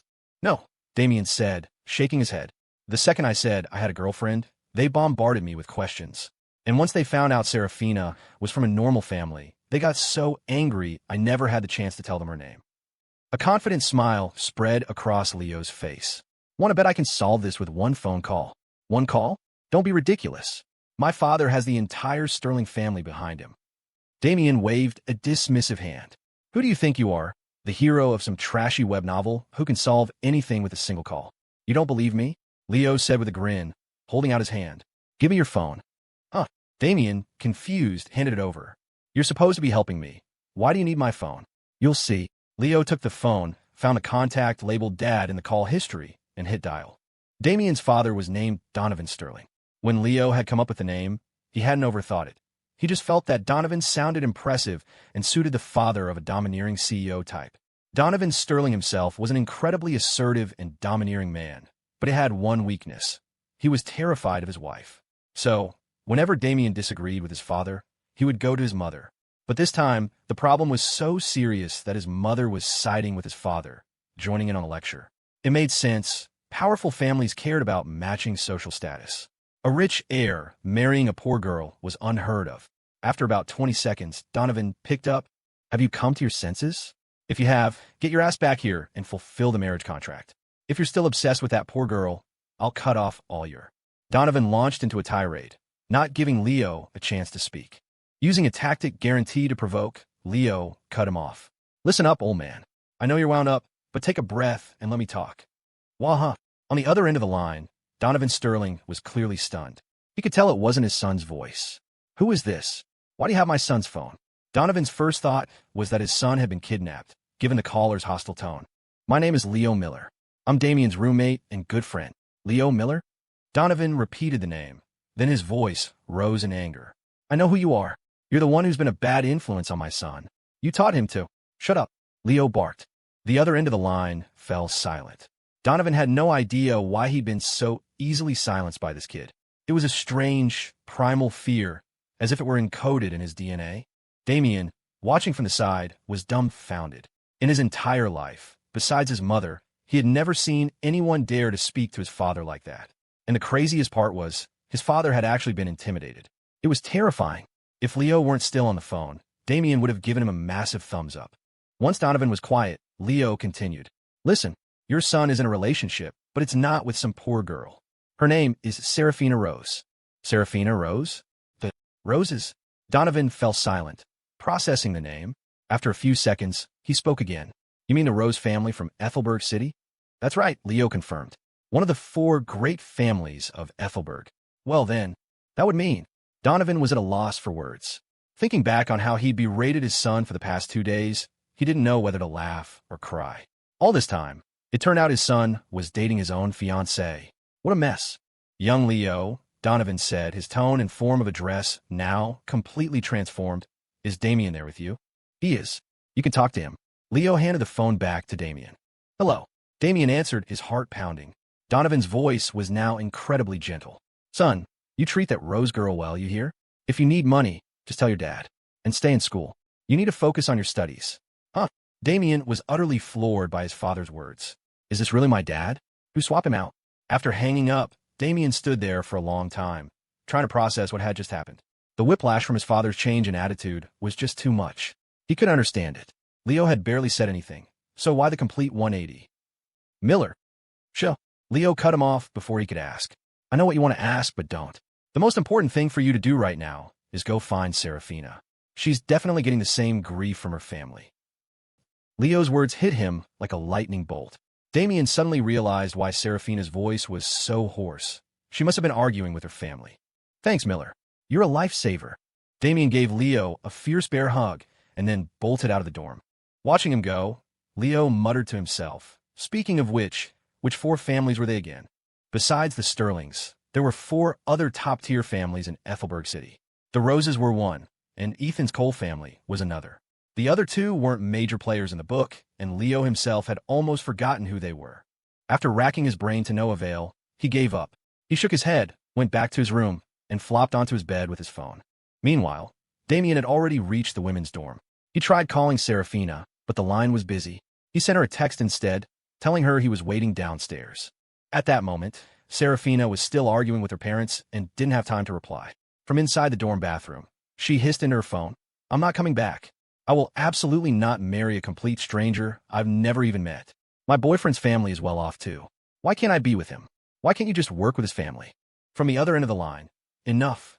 Do you have any idea what you're saying? Do you know how powerful that other family is? If anyone from that family heard what you just said, our entire Rose family could be wiped out in an instant." "Saraphina, what does that have to do with me? Who asked you to arrange my marriage without my permission? Am I just a tool for your business alliances? Is my life meaningless compared to the family's interests? Is that it?" "Saraphina, sweetie, please don't be stubborn. I've had enough. I have never once disobeyed you or Dad. I've done everything you've ever asked of me. But this time, I will not give in." Without waiting for a reply, Saraphina hung up. She closed her eyes, her chest heaving with every heavy breath. It took her a long moment to compose herself before she finally opened her eyes. "Knock, knock, knock." Julianne tapped on the bathroom door. "Saraphina, are you okay?" I'm fine." Saraphina glanced at the text from Damian, sent 5 minutes ago. She opened the door. Julianne was waiting right outside. "Are you in some kind of trouble?" Jules, can we talk later? My boyfriend is waiting for me downstairs." "Oh, okay, sure." Julianne nodded and stepped aside to let her pass. When Saraphina got downstairs, she found Damian crouching by a flower bed, watching ants carry away a piece of dropped candy. Under the lamplight, his figure seemed a little lonely. "Are you done?" Damian looked up, a gentle smile on his face as he saw the faint tear tracks on her cheeks. "Yeah," Saraphina nodded. "What are you looking at?" "Ants." He pointed to the ground. "My parents were always busy. They never had time to play with me. When I was a kid, my favorite thing to do was crouch by the wall in our garden, drop a piece of candy, and watch the ants come and carry it away. They'd break it into tiny pieces, each ant carrying a bit. It would usually take them an hour or two to move a single piece of candy." "You like watching things like that?" she asked, crouching down beside him to watch the ants. "One time, I didn't want to study, so I snuck out to watch the ants. My dad found out and had the gardener kill every ant in the yard." A bitter smile touched Damian's lips as he spoke. "After that, I never watched them like this again." Saraphina smiled softly. "It's okay. That won't happen now, and I'll watch with you." "Were you arguing with your family?" Damian asked. Saraphina was taken aback. "You? How did you know?" "Because I've been arguing with my family for the past 2 days to—" "Well, what a coincidence," she said with a humorless laugh. "I'm sorry." He turned to her, confused. "Why are you apologizing to me?" "There's something I've been hiding from you," she said guiltily. Seeing her expression, Damian's eyes widened and he blurted out, "You cheated on me? Get out of here. What are you talking about? It's not like that." "Then what is it?" "The truth is, my family, we're very rich. I was pretending to be poor to come to school here." "What?" Damian's jaw dropped. "Yeah, I'm actually the eldest daughter of the Rose family." "The Rose family. You've probably heard of it. One of the 4 great families of Ethelberg." Damian had just overheard this in the conversation between Leo and his father. He knew his family's company did business with the 4 families, but he didn't know which 4 they were. After all, he wasn't the actual CEO yet. "Yes."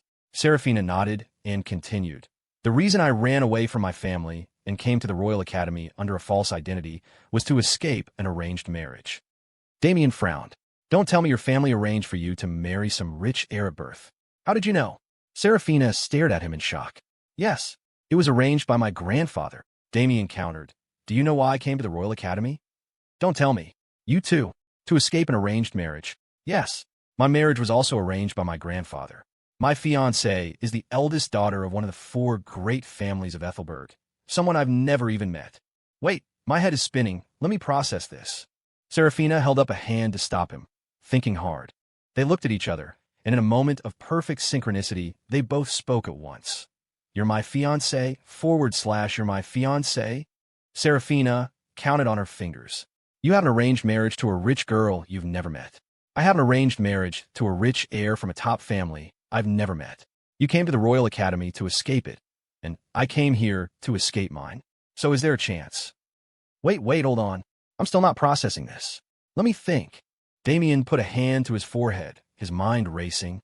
He replayed the conversation Leo had with his father's sudden change in attitude, and now, what Saraphina was telling him. "I think you're right," Damian said, turning to face her. This is insane." Saraphina pulled out her phone. "I'm calling my mother to confirm. I'll call my dad too." Damian took out his phone and dialed his father's number. Donovan Sterling was currently busy telling his wife the good news about their son dating Saraphina Rose and had no time to answer his son's call. Luckily, Saraphina's call went through. Because they had just been fighting, her mother's tone was sharp. "What is it now?" "Mom, I need to ask you something." Hearing her daughter's suddenly softened tone, her mother paused. "What is it?" "My fiancé. Is he from the Sterling family?" "What?" her mother asked, surprised. "How did you know?" "Just answer me. Is he—" "Yes," her mother confirmed, then explained. "Years ago, the Rose family's influence was fading. We were about to be dropped from the 4 great families. Thankfully, the Sterling Group helped us, and we regained our footing. After that, your grandfather and the head of the Sterling Group became close friends, and later—" After hearing her mother's explanation, Saraphina was certain. Damian Sterling was her mysterious, unseen fiancé. But she still had to ask. So my fiancé's name, is it Damian Sterling? I think. That's the name, her mother said after a moment's thought. Yes, that's it. Your father mentioned it the last time he was discussing business with Donovan Sterling. Hearing her mother's confirmation, Saraphina covered her face, not knowing whether to laugh or cry. The very person she had tried to escape had, by a twist of fate, become the person she loved most. The plot was too coincidental. You couldn't even write this in a novel. But thinking about it, it made sense. The Sterling family was the most powerful in Ethelberg. She should have guessed. Mom, Saraphina said, I have some news for you. You want to hear it? What news? Her mother suddenly sounded nervous. What if I told you, Saraphina said, that the boyfriend I'm dating is Damian Sterling? Would you believe me? Don't joke with me. I'm not joking. My boyfriend's name is really Damian Sterling. Her mother was still skeptical. Don't think you can fool me by finding a boyfriend with the same name. It's not just the same name. My boyfriend is from the Sterling family, Damian Sterling. Yes. What is it? Damian, who was still trying to call his father, immediately turned his head when he heard his name. Saraphina waved him off. Nothing, not you. Her mother's voice was filled with excitement. Really? Is it really him? Yes. If you don't believe me, you can call Damian's father. Saraphina glanced at Damian, who still hadn't gotten through. But you might have to wait a bit. This is wonderful news. It's all so sudden. Let me process this. Her mother hung up. You can stop calling, Saraphina said to Damian, putting her own phone away. Damian lowered his phone with a wry smile. My dad isn't picking up. It's fine. I've already confirmed on my end. A brilliant smile bloomed on Saraphina's face. My fiancé is named Damian Sterling, and he's the young master of the Sterling family. This is fantastic. Damian swept Saraphina into a hug. She was startled by his sudden move. It was the first time he had ever hugged her so spontaneously. The block of would usually only dare to hold her hand on dates. Resting his head on her shoulder, Damian murmured, My whole life has been planned out by my parents. I thought I would always live like that, marrying a woman I didn't love, inheriting a business I didn't want, just repeating the same routine day after day until I got old. But since coming to the Royal Academy, I've realized that life can have so many other choices. Life can be exciting, like right now. Me too, Saraphina whispered back. Even though our situation is a little crazy, I'm so glad that I fell in love with you before I found out you were my fiancé. Love was a strange thing. If they had known from the start that they were arranged to be married, perhaps no spark would have ignited between them. Or maybe some other, stranger emotion would have developed. But who could say for sure? Not even Leo, the author himself, could figure it out. Damian and Saraphina gazed deeply into each other's eyes. Saraphina, he said, Can I kiss you? Her face turned bright red. Can you stop being so polite all the time? Huh. He clearly didn't understand what she meant. I'm your fiancé now, she said. If you want to hug me, hug me. If you want to kiss me, kiss me. Do whatever you want. Stop asking me if it's okay. It makes me shy. Her face grew even redder as she spoke. Hearing this, Damian blushed too. Okay, I won't ask next time. He gently cupped her chin and leaned in to kiss her. It was her first kiss. Their embrace drew the attention of passers-by near the dorm, some even raising their phones to film it for their friends. Up on her balcony, Julianne had also pulled out her phone, recording the entire scene before sending it to Leo. She followed up with a voice call, her tone electric with excitement. Lily, look, they finally did it. They're finally kissing. I expected as much, Leo replied calmly. You knew something again, didn't you? I know a few things. Want to hear? What do you know? Saraphina's family is actually super rich. What? Leo gave Julianne a brief rundown of the Rose family story. When he finished, Julianne felt as if her whole world had tilted on its axis. She thought they were all in the same broke college student boat, but it turned out she was the only one who was actually poor. She fell into a deep, philosophical silence about her life. Noticing her quietness, Leo asked cautiously, You're not going to turn to the dark side, are you? The comment snapped Julianne out of her reverie, and she burst out laughing. Are you crazy? What is that? Something a 10-year-old would say. Turn to the dark side. What's next? Are you going to evolve? Leo breathed a sigh of relief. You were quiet for so long, I thought you were getting angry about it. I was definitely surprised to hear it. And yeah, it's a little crazy, but I'm not angry, Julianne said, her tone light. Her life is her life. The old me might have been jealous of her rich boyfriend, jealous of her wealthy family. But not anymore. On his end of the line, Leo felt a wave of relief wash over him. Julianne continued, Because I have you, You helped me find the courage to love life again. You showed me a completely different world, gave me so much love, and made me the happiest girl alive. So, why would I need to be jealous of anyone else? I thank you too. Her heartfelt words made Leo's eyes well up. Because of you, I've also gotten to see a different world.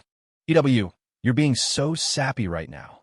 Julianne deliberately broke the romantic mood. Leo, caught between tears and laughter, shot back, "Hey, I was having a rare emotional moment here, and you're calling me sappy? Well, you are." Back in the dorm, the first thing Saraphina did was take her best friend, Julianne, aside and confess everything about her identity. Her whole reason for running away and hiding her background was to escape her fiancé. Now that her fiancé was her boyfriend and the whole mess was sorted out, there was no reason to hide anymore. Having already gotten the scoop from Leo, Julianne was completely unfazed hearing the story again. In fact, she had already prepared her congratulations. The two stood on the dorm balcony, chatting and laughing. Inside the room, Zoe and Stacy were whispering to each other. "Zoe, what do you think they're talking about?" Stacy's eyes were filled with resentment. "I don't know, but seeing them so happy makes me sick." "Damn it," Zoe cursed.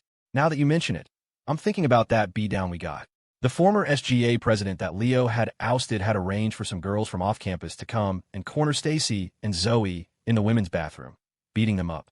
When Saraphina had asked about their injuries, they'd lied and said they'd gotten into a fight with each other. Julianne had sensed something was off but hadn't dwelled on it. Their injuries had nothing to do with her, so she stayed out of it. Hearing Zoe's words, Stacy's gaze on the two girls on the balcony grew even more hateful. "We can't just let this go. Those two bitches have to be taught a lesson."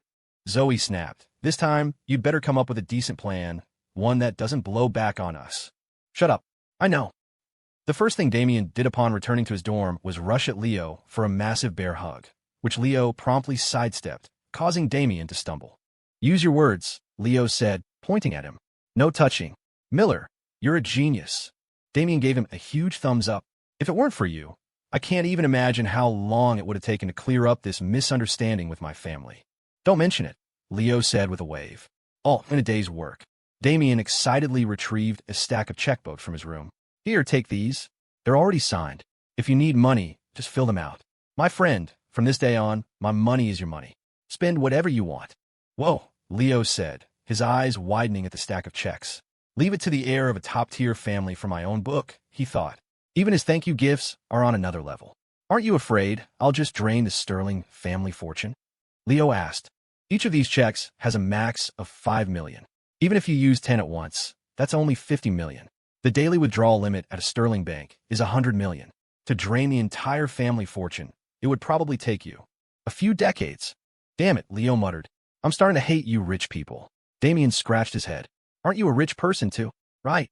Leo nodded with a wry smile and pushed the checks back toward Damian. "You keep them. I have plenty of money. I don't need this." "Well, all right then." Damian thought for a moment. "Then consider it a favor I owe you. If you ever need anything, just let me know." "Deal." Leo grinned. A favor from the future head of the Sterling family is worth more than money anyway. Speaking of which, Damian sat down on the sofa next to Leo. "How did you figure out that Saraphina was the heir to the Rose family? Was it that hard to guess?" Leo asked, feigning ignorance. "Her name is Saraphina Rose. The Rose family is one of the 4 great families of Ethelberg. The name alone makes it a 99% match. You could have figured that out in your sleep." "Hey, you know you're right." Damian's eyes lit up. "How did I not see that before?" "Yeah, how didn't you see that before?" Leo stroked his chin, pondering the question. The only explanation he could come up with was plot convenience. As a character in the book, Damian was bound by a certain narrative constraints. It was like in a bad TV show, where a character puts on a pair of glasses or changes their hairstyle, and suddenly the villain can't recognize them. It was a lazy plot device, a bug in the system. To maintain logical consistency, the world of the book had to create these patches to fix the bugs. Of course, these were just Leo's private theories. He didn't share them with Damian. "Whatever, I'm not going to overthink it." Damian waved his hand dismissively, then looked at Leo. "So, I hear you're organizing some kind of movie festival with the SGA?" "Yeah." At the mention of this, Leo's energy returned. "Right, I was about to talk to you about that." Leo grabbed the notebook where he'd been sketching out his plan. "I've got a business proposal for you." "You in?" "Huh?" Damian asked, surprised. "Why the sudden interest in doing business with me? What is it? How much capital do you need?" "Not much," Leo said, shaking his head and holding up one hand, palm open. Damian looked at his hand. 5 million? That's not much at all. Leo's eyes widened, and he shook his head frantically. No. 50 million? Damian asked, surprised. That's a bit steep. What 50 million? That's not it, Leo said, getting flustered. 500 million? It can't be 5 billion, can it? Damian shook his head. I can't give you that much. For a project that big, you'd have to talk to my family. Okay, that's enough. Shut up, Leo said, his expression darkening. Will you let me finish? Oh, right. Chastened, Damian immediately quieted down. Go on. I've been looking into the Student Activity Center. The basement has a movie theater and an abandoned gym. The first floor has a bunch of empty study rooms and activity spaces. The second floor has functional classrooms like the music room, library, and small meeting rooms. The third floor is the main auditorium, and the fourth is a multi-purpose area. So, what kind of business are you planning to start there? Damian asked. Leo began sketching on his notepad as he spoke. I'm thinking of setting up a few shops in the basement theater, the first floor study rooms, and the fourth floor multi-purpose area. And how much do you need me to invest in these shops? A rough estimate? 50,000. What? Just 50,000? Damian thought he had misheard. What? You don't have 50,000? Leo asked. No, it's not that. It's just... Damian paused. You're the great Leo Miller. Do you really need me to invest 50 grand? You don't get it, Leo said, trying a new tactic. You handle projects worth tens of millions at your family's company, and Saraphina never sees it. But if you open a shop here on campus, she'll be the envy of all the other students. Everyone will know her boyfriend is a big shot who opened his own business at school. She'll admire you more and more. Get it? Leo thought his little speech would work, but surprisingly, Damian was sharp today. Wait, but Saraphina and I are already together, and we're engaged. Why do I need her to admire me like that? Ugh. Leo was momentarily speechless. He thought for a second and then declared to shut up and do it. Trust me, investing 50,000 in this project will only bring you good things. Oh, okay, fine. Damian nodded. Should I just transfer the 50 grand to you? It was a trivial amount, and Damian figured he could just write it off as a gift to Leo. Not yet, Leo said, shaking his head. Let me get the proposal approved by the university first. Then we'll talk money. Okay, sounds good. And just so you know, this business might not be profitable. That's fine. Even if it were, I don't care about pocket change. Damian paused. But what do you mean, not profitable? Leo pointed to the scribbles on his desk. About 30 to 40% of our student body is on work study. That's a lot of students, but there aren't many jobs available at the on-campus shops or cafeterias. And some of those stingy owners exploit student workers. That's why so many of them look for work off campus. My plan is to hire students from our school as employees. He continued, first, we get the businesses up and running and see if they turn profit. If we can cover salaries and operating costs and still have money left over, we'll start a student aid fund right here in the activity center to help students in serious financial trouble. The university has financial aid, but the application process is a nightmare. For students who are truly struggling, waiting for the university to approve a grant is too slow. They'd starve first. As Leo spoke, Damian's eyes grew wider and wider, until he was looking at his friend with pure admiration. He gave him a thumbs up. Miller, you're on another level. Leo just smiled. Not really. It was just a sudden idea. The run-in with the old SGA had reminded Leo of other things from his book. The original Julianne's transformation from a principled girl to a ruthless villain wasn't just due to her own issues. The environment at the Royal Academy played a huge part. When he designed the story, he made the wealth gap between students too extreme, which led to a host of problems, especially materialism and bullying. In the original plot, Julianne's entanglement with Damian began because her on-campus boss, Dr. P5I. She quit and found a job off campus. One night, while walking home, she was harassed by thugs, and Damian saved her. Later, to get the university's hardship scholarship, she joined the SGAA but was constantly bullied by senior members who tore up her application. When she told Damian, he went straight to the supervising professor. That was the second time he helped her. Damian's actions were born from kindness, but they set Julianne on a dark path. Having tasted the benefits of connections, she began forming her own cliques in the SGA, first becoming a director and then, with Damian's backing, vice president.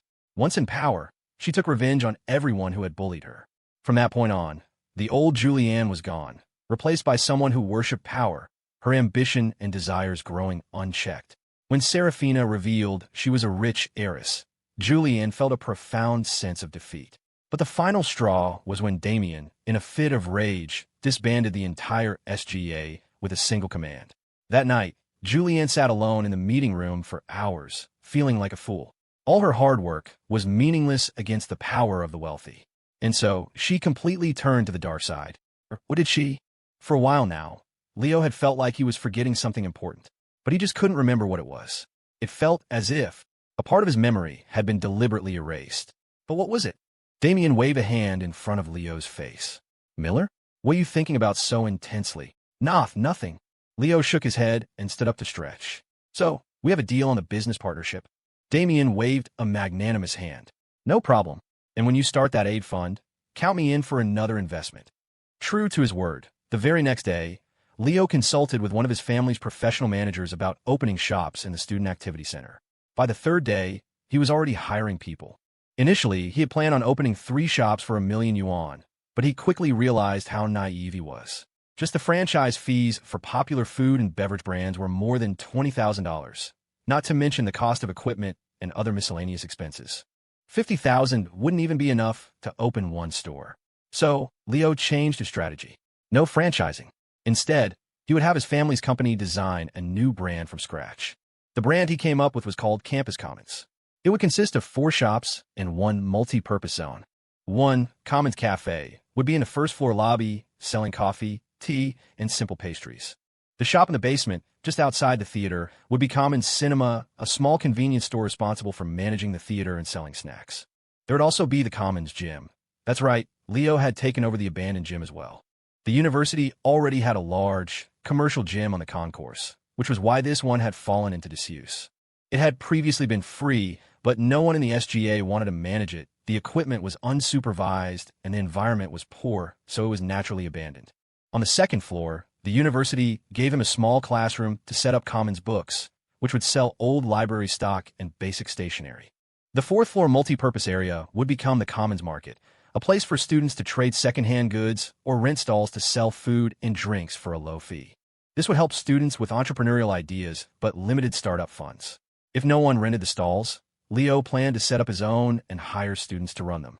He also set aside a separate, empty room on the 4th floor to serve as the future headquarters for the Student Aid Fund. Additionally, he planned to install vending machines on every floor of the building. Of course, for now, this was all just a plan, but Leo only had to do the planning. The actual construction and procurement were not his problem. He delegated the professional work to his family's company. They would tell him how much money they needed, and he would pay and wait for the final result. Once he started this project, Leo realized just how many advantages his young master status provided. He just hoped that after all this effort, students would actually come to the revamped activity center. If it remained as deserted as it was now, his investment would be a total loss, and he'd be bleeding money.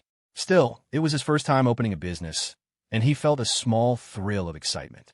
1,000,000 yuan was obviously not enough to complete all these plans. After reviewing Leo's proposal, Damian transferred another $1,000,000 to him without a second thought. With a total investment of $2 million, Damian was now the majority partner. The shops hadn't even opened yet, but the Campus Commons brand name was already buzzing around the Royal Academy. On Friday at noon, Julianne accompanied Leo to the Student Activity Center to check on the renovation progress. They make you SGA president, and you turn around and open a whole chain of stores in the SAC, she teased. 4 shops and a market? Leo smiled at her. I have you to thank for that, you know. Thank me for what? She asked, curious. He took her hand. If my card hadn't been frozen back then, and if I hadn't spent that time living like a normal person with you, I would have never known how tough things are for the work-study students here. I wanted to use this to create more on-campus jobs and help make things a little easier for them. Hearing his words, Julianne froze for a second. You really did all this? For the work-study students? Yeah. Leo nodded. The reason no one ever came to the activity center before was because it was completely disconnected from the student body. I had to solve the problem at its root. Julianne watched him as he spoke so passionately, a smile spreading across her face. You're starting to sound like my high school civics teacher, with all your big ideas. Really? Huh. He scratched his head and laughed. After touring the 1st through 4th floors, they made their way down to the basement. The abandoned gym didn't need much renovation, just a good cleaning and a new set of equipment. Leo had already started recruiting staff, and the SGA was distributing flyers for free trial classes at the new gym. The small convenience store for the movie theater was also ready. Once the inventory arrived that afternoon, They could stock the shelves and officially open the next day. The Saks Theater had one large screening hall and one small one.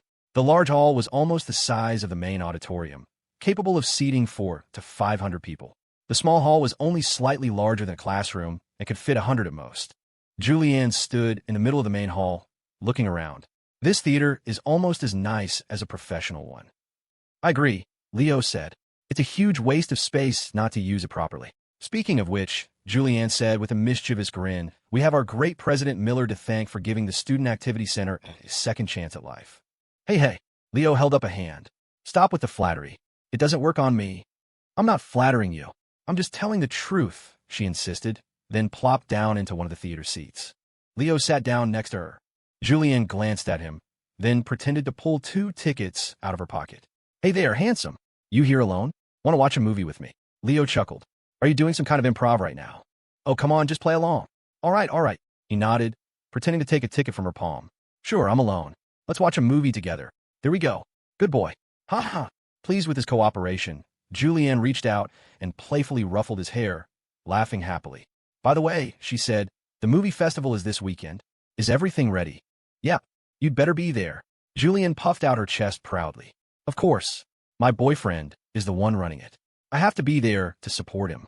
The film festival was a 2-day event, but Saturday morning, the Student Activity Center was a ghost town.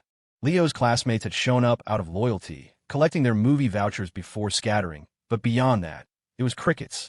Damian and Saraphina had gone home for the morning. Damian summoned by his father for questioning, and Saraphina to formally apologize for running away to the Royal Academy in the first place. They returned that afternoon, walking into the SAC together to support Leo's event. They found him and Julianne hunched over a pair of remote-controlled race cars skittering across a makeshift track on the floor. Besides a few bored-looking SGA members, the cavernous hall was empty, the silence echoing a little too loudly. Yes, Julianne cheered, pumping a fist. She shot Leo a triumphant look. Huh, I win again, dummy. How do you keep winning? It makes no sense. Leo grumbled, staring at the little blue car that had crossed the finish line well ahead of his. Clack. Julianne dropped her controller on the table. You just suck. If you're trash, you gotta practice. Saraphina smiled as she approached. Having fun, you two? Hey, Saraphina, you're here. Julianne's face lit up. She twisted around to face her friend. Come on, you have to try this. What are you playing? Damian peered at the tablet on their table. His curiosity piqued. Let me in on this. It's an RC car obstacle course, Leo explained. You have to race to the finish line. Damian glanced at the simple track, laid out with plastic cones and wooden blocks. Sounds easy enough. Leo shrugged. Not really. The catch is, you can't look at the track. You can only watch the feed from the camera on top of the car. The field of view is super narrow, so dodging stuff is harder than it looks. Damian's eyes widened. Okay, that actually sounds cool. Miller, how'd you even come up with this? An old racing cartoon I watched as a kid, Leo said, standing up. You want to give it a shot? Hell yeah. Damian slid into the seat, his eyes glued to the tablet as he fumbled with the controls. He kept instinctively looking up at the actual car, but after a few tries, he got the hang of it. With a quick tutorial from Julianne, Saraphina mastered it in moments. The two of them started a race. Damian, predictably competitive, was flooring it. He was about to cross the finish line when Leo snatched the controller right out of his hands. Damian looked up, confused. Miller, what the hell? Leo gestured discreetly towards Saraphina and whispered, Dude, you're racing your girlfriend? Are you really just trying to win? The words hit Damian like a splash of cold water. He looked over at Saraphina, who was struggling, her car stuck between 2 obstacles, her expression a mix of frustration and panic. Sarah, here, let me help you. The light bulb went on. Damian immediately abandoned his own race and rushed over to help free her car. Julianne watched the exchange, then looked at Leo, a slow realization dawning on her face. Uh-huh. She slapped him on the shoulder. I knew it. You designed the game. There's no way I should beat you every single time. You were letting me win on purpose. Ha ha, Leo laughed, not even trying to deny it. Took you long enough to figure it out. Guess you're not that dumb after all. Saraphina set her controller down. This game is actually really fun. Leo pointed behind him. We've got a balloon shootout game over there, a giant Jenga setup, and even a drone racing station. Oh, and cornhole. Can't forget cornhole. If your event is so great, how come no one's here? Damian asked. Did you not promote it? No idea. We did promote it, Leo said with another shrug. Maybe everyone's bad impression of the SGA and the SAC is just too deep-rooted. Don't worry. Hold on, I'll help you out. Damian pulled out his phone and typed a message into the massive 2,000-person campus-wide group chat. Damian Sterling. Yo, the film festival at the SAC is legit. You can make money. I just won $200. It's real. Go check it out. He then pulled $200 bills from his wallet, snapped a picture of them, and dropped it into the chat. Leo's eyes went wide. Dude, what are you doing? Don't mess around. Some idiot is going to believe you're crap and come here demanding money from me. Damian clapped him on the chest reassuringly. It's fine. When people show up, you give them a gold coin fragment for each game they win. 10 fragments get you $200. But when they get to 9 fragments, you stop them and tell them they need to get a friend to boost them for one more chance to play. That's the TEMU playbook, you absolute menace, Leo said, his face a mask of disbelief. You, the great Damian Sterling, are resorting to shady mobile game tactics. Damian scratched his head. It's a scummy move, but it works. You have a point. I have no comeback for that. Damian's message landed in the group chat with the resounding silence of a stone sinking into the ocean. It seemed, for the moment, that USC students weren't that gullible after all. Just as Leo was thinking this, a student holding a camera approached them politely. Hey, sorry to bother you. Is this where the film festival is being held? Before Leo could answer, an SGA member at the door smiled. It is. Want to play some games? You can win free movie vouchers. We got 1,000 to give away. First come, first served. I'm good, thanks. I'm a media major, and everyone's been talking about the SAC renovations. I was wondering if I could do an interview for a class project, the student said, looking at Leo with pleading eyes. Please? It's for a grade. Leo nodded. No problem. Film whatever you need. Awesome, thank you, thank you. The student asked Leo a few basic questions, what the renovations were for, the purpose of creating the Campus Commons brand, and then did a thorough sweep of the center, filming everything. Thanks so much for your help, President Miller. It's a huge help, the student said. Is it okay if I post this video online? Leo nodded. Don't mention it. Go for it. Just make sure to get some good close-ups of my handsome face. You got it. After profusely thanking Leo again, the student left. Julianne glanced at the time. It's almost 4. Do you think anyone else will show up? Leo shrugged, a hint of disappointment in his voice. Probably not, but whatever. As they were talking, Damian walked over, holding a tiny, sample-sized cup of boba tea. Miller, this stuff is amazing. Where'd you get it? That's the tasting sample from our coffee shop, Leo said, pointing to the still under construction Campus Commons Cafe. They had made 200 cups for people to try for free, but since no one had come, over 100 were left by noon. Leo had just put them on a table by the door with a free sign. Only a few remained. Just as Leo was about to say more, an SGA member came sprinting toward them, out of breath. President, bad news. I just saw a massive crowd of people running this way. Everyone's head snapped toward Leo. Damian even asked, who'd you piss off? Leo shrugged, looking completely innocent. I've been in the SAC all day. Then why would a mob be running here? How should I know? Maybe, Julianne said thoughtfully, they're not here to cause trouble. She was right. The approaching horde was made up of students who had grabbed the free boba tea earlier, mixed with a flood of others who had just seen the video posted by the media major. The student had uploaded a bunch of clips, but one, in particular, had gone viral. An unedited, raw cut of Leo trying out all the different games. He just slapped some music on it, tagged the location, and hit post. Within half an hour, it was all over campus. The crowd descending on them wasn't angry. They were intrigued, drawn in by the promise of genuinely fun activities. The once empty activity center was suddenly buzzing with energy. Lines formed for the games, while another group clamored to buy the boba tea they'd seen online. They were disappointed to learn the shop wasn't open yet, and the samples wouldn't be back until tomorrow. Undeterred, many swore they'd be back first thing in the morning to camp out for it, some even trying to hire people in the group chat to wait in line for them. Leo was stunned. His casual idea had turned the cafe into a campus phenomenon before it had even opened its doors. The news of the delicious sample-size boba from the SAC spread like wildfire. After 4 o'clock, waves of students poured in.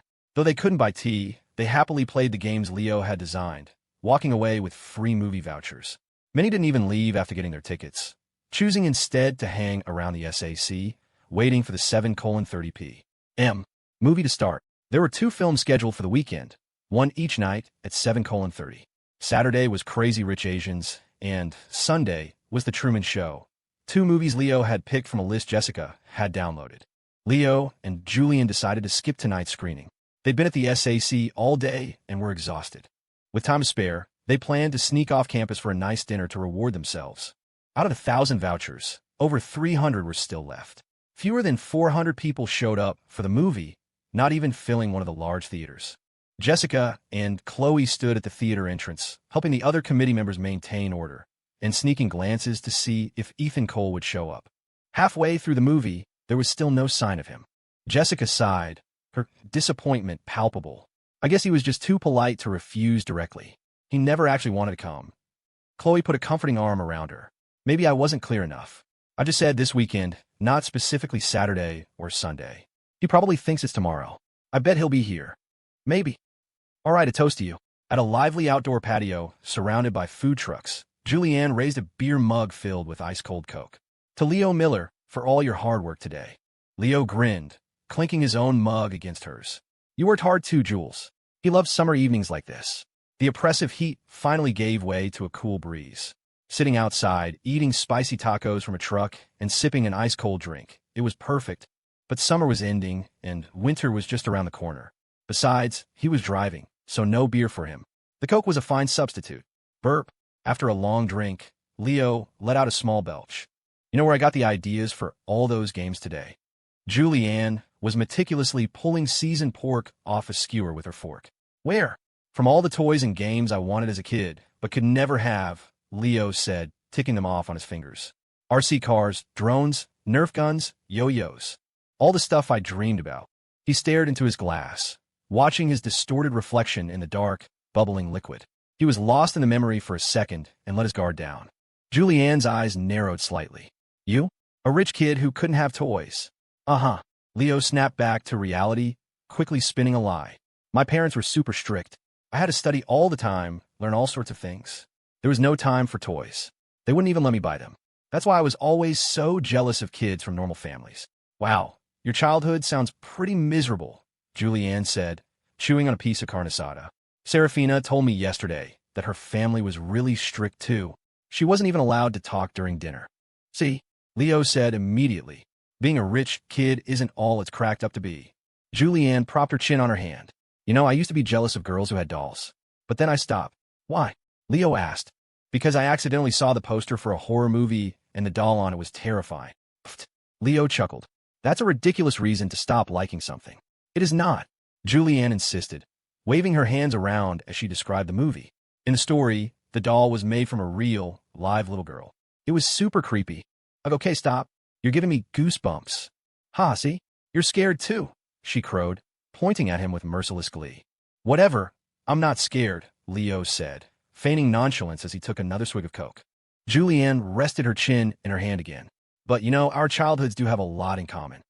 A beautiful smile spread across her face. I always thought you rich kids were carefree, without any problems at all.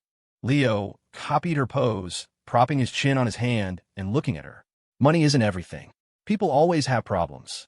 Like what? Like, I'm this rich, and you still won't let me spend any of it on you. Ha ha. What kind of problem is that? Julianne laughed.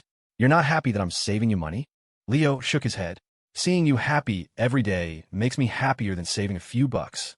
Julianne shot him a sultry look, her voice dropping to a low, lazy purr. I'm happy every day you're by my side, babe. After dinner, they decided not to head back to the Student Activity Center. The entire SGAA executive board was there. If they couldn't handle one event, the organization was doomed anyway. As they got into the car, Julianne glanced at the crystal hood ornament. How come you're not driving your Batmobile?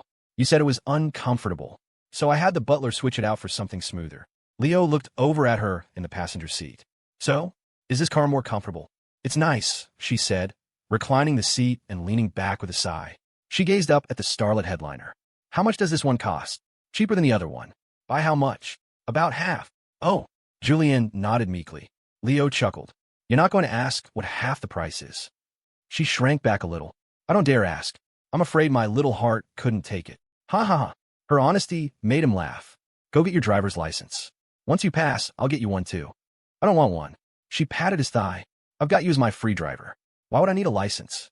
Hey, don't do that, he warned. Julianne's eyebrow arched, a playful tease in her voice. What, getting shy again? Your self-control isn't that great, is it? Leo shot her a look.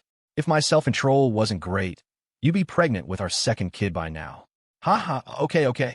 Julianne pulled her hand back. I'll leave you alone while you're driving. This car was definitely more low-key than his usual ride, drawing far fewer stairs on the road, which was a relief to Julianne. Soon, they were parked in front of the women's dormitory. Julianne went to open her door, but it was still locked. She looked at Leo. He was grinning, a mischievous glint in his eyes. Unlock the door. What's with that look? Julianne saw his expression and felt a prickle of unease. Leo's lips curled into a wicked smile. While I was driving, a certain someone was teasing me relentlessly. I think it's my turn to bully you now. Julianne crossed her arms over her chest, her voice laced with fake nervousness. What? What are you going to do? If you try anything funny, I'll scream. Go ahead and scream. The soundproofing in this car is excellent. No one will hear you even if you scream your lungs out, Leo said, then paused, a flicker of confusion crossing his face. Wait, isn't that a line from a cheap villain in a novel? Soundproof, you say? Suddenly, Julianne's expression shifted, her smile becoming even more wicked than his. In that case, I won't scream. What? What are you doing? Seeing her look, it was Leo's turn to panic. Heh. Julianne let out an evil laugh, then wrapped her arms around his waist, tilted her head up, and planted a firm kiss on his lips. Leo was so startled by her aggressive move that he instinctively tried to pull back, only to realize her arms were locked tight around him. Trying to run? Not a chance, she murmured against his lips before kissing him again. Her other hand wasn't idle, either, roaming over his stomach and waist. MMPH. Leo's eyes were wide. Kissing is one thing, but what are you doing with your hands? He. Julianne giggled. You're my boyfriend. What's wrong with your girlfriend feeling up your abs? As she spoke, her nimble fingers found his side, landing directly on his most ticklish spot. Leo's face flushed a deep red. Don't. Stop. Don't touch me there. I'm ticklish, haha. You're so cute when you're flustered, you big dork. Julianne said, her hands showing no signs of stopping. Stop messing around, seriously. There are students walking by. It's fine, they can't see in. In that moment, Leo felt like a helpless maiden being teased by a scoundrel. Well, maybe not helpless. She was his girlfriend, after all. But this was supposed to be his scene, where he teased her. How had the tables turned so completely? This wasn't right. Babe, can you unlock the door for me now? Julianne's arms were draped around his neck, her foxy eyes glittering. Or do you want me to kiss you some more? Stop, that's enough. His clothes in disarray, Leo quickly hit the unlock button. Don't ask how kissing could leave someone's clothes a mess. Just don't. Julianne reached for the door handle, but didn't get out. Instead, she tugged on his collar. Don't be so naughty next time, okay? With that, she leaned in and pressed a light kiss to his Adam's apple. See you tomorrow, Lily. She got out of the car, her expression instantly shifting back to innocent and harmless as she waved at him. Before he could even react, she shut the door and walked into the dorm, a sly, bewitching smile playing on her lips the entire time. Leo touched the spot on his neck where she'd kissed him, completely baffled. Wait, I'm the guy here. How'd I end up being the one who got taken advantage of? Does that make any sense? It makes no sense at all. He silently vowed that the next time he got a chance, he would get his revenge on Julianne, and he'd make her pay for this time, too. After parking the car, Leo returned to his dorm. Damian was already back, lounging on the couch and texting Saraphina after their movie date. They were a strange pair, shy and reserved in person, but incredibly chatty over text. Damian looked up and saw Leo's face, which was covered in lipstick marks. He stared in shock. Miller, what happened to your face? Leo shook his head. Nothing. I was attacked in my car by a shameless hussy. Damian scratched his head. What? How did a hussy get in your car? Does Julianne know? You're dead if she finds out. Leo looked at Damian's suddenly clear, innocent eyes and couldn't tell if he was playing dumb or was genuinely this clueless. The guy's intelligence was a roller coaster. You idiot, Leo said flatly. The hussy in my car was Julianne. The hell you say? Why didn't you just say that in the first place? Wow, Sterling, you've really gone to the dark side, Leo shot back. Swearing so freely now. Damian pointed at him. I learned it all from you. That shut Leo up. He had to admit, the kid had a point. The next morning, Leo's alarm blared, signaling his daily run. The weather was getting colder, and the thought of leaving his warm bed was excruciating. The alarm rang and rang, but Leo didn't move. One day off won't kill me, right? He mumbled to himself, burrowed under the covers.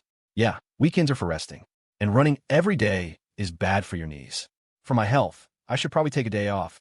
He had successfully gaslighted himself into compliance and was just drifting back to sleep when his phone rang, jolting him awake. It was Julianne. You slacked off this morning, didn't you? You didn't go for your run, she said, her tone accusatory. What? I'm up. Leo scrambled out of bed and started jogging in place, panting dramatically into the phone. Huh, who? I've already done like 3 or 4 laps. Stop faking. You're not on the track. Her certainty threw him, but then he considered it. She was probably just bluffing. I am on the track, he insisted. How come I don't see you? Still trying to fool me? I'm at the track right now. Where are you? I don't see you. He was still betting she was bluffing. Unfortunately, he lost the bet. She was really there. After hanging up, she immediately sent a video call request. When he answered, her face filled the screen, the track stretching out behind her. She pointed a finger at the camera. I knew you weren't here. Caught in his lie, Leo's face turned bright red. I was just getting up. I'm changing right now. I'll be right there, just wait for me. He quickly ended the call, threw on his workout clothes, splashed some water on his face, and took the elevator down. Julianne was on the track, warming up, clearly intending to run with him. He had been keeping up his morning runs for almost 2 weeks. During that time, she would occasionally join him, but most days she just called to supervise, since she couldn't drag herself out of bed either. He had assumed she wouldn't show up on a weekend morning. He'd assumed wrong. Well, look who finally decided to show up, Julianne said, her voice dripping with playful mockery. Someone swore to me that morning runs were easy. How come you're quitting after just a few days? I'm not. I just woke up late today, I swear, Leo said, his face still flushed. I was already getting dressed when you called. All right. I believe you, she said, waving a dismissive hand. But her half-smile told him she didn't believe a word of it. Come on, let's get started. I'll run with you. How far are you going today? Leo asked. 2 kilometers, maybe. You know I can't go much farther than that. She wasn't wrong. Her stamina wasn't great, likely due to a lack of nutrition when she was younger. She was naturally thin and got winded easily, so Leo never pushed her to run too far. After 2 weeks of training, however, Leo had gone from being half dead after a 3K to having energy to spare after a 5K. Today, he clocked in at 6 kilometers. Julianne tapped out after 5 laps, which served as his warm-up. As soon as he finished, Julianne was there with his jacket, helping him put it on. You're the best, babe, he said, stretching his legs. You knew I'd be cold and brought my jacket for me. Oh, don't flatter yourself.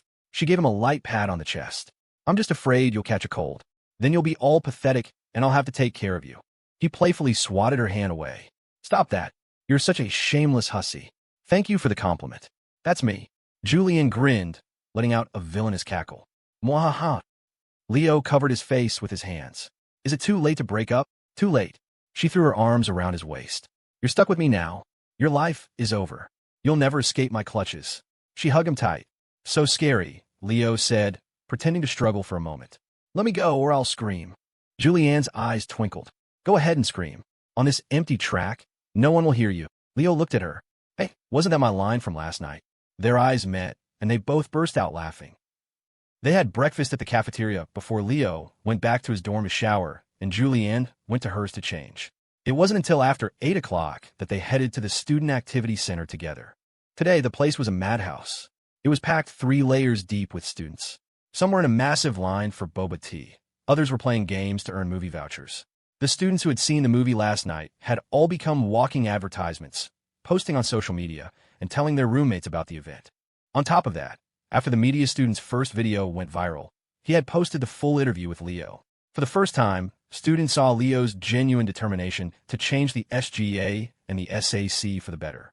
All these factors contributed to the explosive success of the festival's second day. Unable to get through the main entrance, Leo had to lead Julianne through the back. The main hall was a chaotic symphony of noise and excitement. The interactive games that had been ignored the day before now had long lines. Every single SGA member was on duty, and it still wasn't enough. Julianne squeezed Leo's hand, her face beaming. Look, your event is amazing. Everyone is having so much fun. Yeah, Leo smiled. You know, I never thought that someone like me could ever pull off something like this. Don't say that. You've always been incredible in my eyes. Julianne looked up at him, her adoration for him shining, direct and sincere. Looking at her face, at that moment, Leo felt a profound sense of fulfillment and contentment. So this is what it feels like to be admired, he thought. It feels good. The event was so popular that they ran out of movie vouchers. Leo had to make an emergency call to Jessica to get another 500 printed. He didn't order 1,000 because each voucher had to be stamped with the official SGAA seal to prevent counterfeits, a tedious process, and the 2 theaters in the basement couldn't hold that many people anyway. Even after the vouchers were gone, students were happy to keep playing the games. The crowd and the energy were intoxicating. Most university events were boring, mandatory time wasters, full of rules, sign-in sheets, and roll calls. An event that existed purely for fun was a rarity, and everyone was eager to soak it in. The SAC's sudden popularity even caught the attention of the university administration. By noon, campus security had been dispatched to help with crowd control. That afternoon, Charles Miller himself came to see the event, with several of USC's deans and administrators in tow. Seeing his son orchestrate such a success, Charles stood in a quiet conference room, clapped Leo on the shoulder, and declared to the university's top brass, "You see that? That's my son. He is my pride." The administrators all nodded and bowed, showering Leo with sycophantic praise. He couldn't tell who was being sincere, but it didn't matter. All he cared about was that his father's praise was real. "He's my pride." He'd never heard those words from his father back in the real world. Even when he brought home a report card with straight A's, the best in his class, his father had just grunted, "What's there to show off about? Good grades can't be turned into money." He had spent so long trying to prove him wrong, to prove that academic success could lead to financial success. But times had changed. A degree from a prestigious university didn't mean anything without the right family background. Hearing Charles's praise, the perpetually insecure Leo straightened his shoulders and puffed out his chest. He looked like a child who had just been complimented and was floating on air. Before leaving, Charles added, "Son, do whatever you want here at school. If any problems come up, Dad's got your back." "Okay," Leo nodded. "Dad, with you saying that, I promise I won't let you down." "Good." Charles got in his car, giving Leo one last, satisfied look. The butler smiled. "Sir, it's been a long time since I've seen you smile so happily." Leo's grown up. He's capable of great things now. "Indeed," the butler agreed. "With the young master assisting you in managing the company, the Miller family will only grow stronger." "I'm getting old.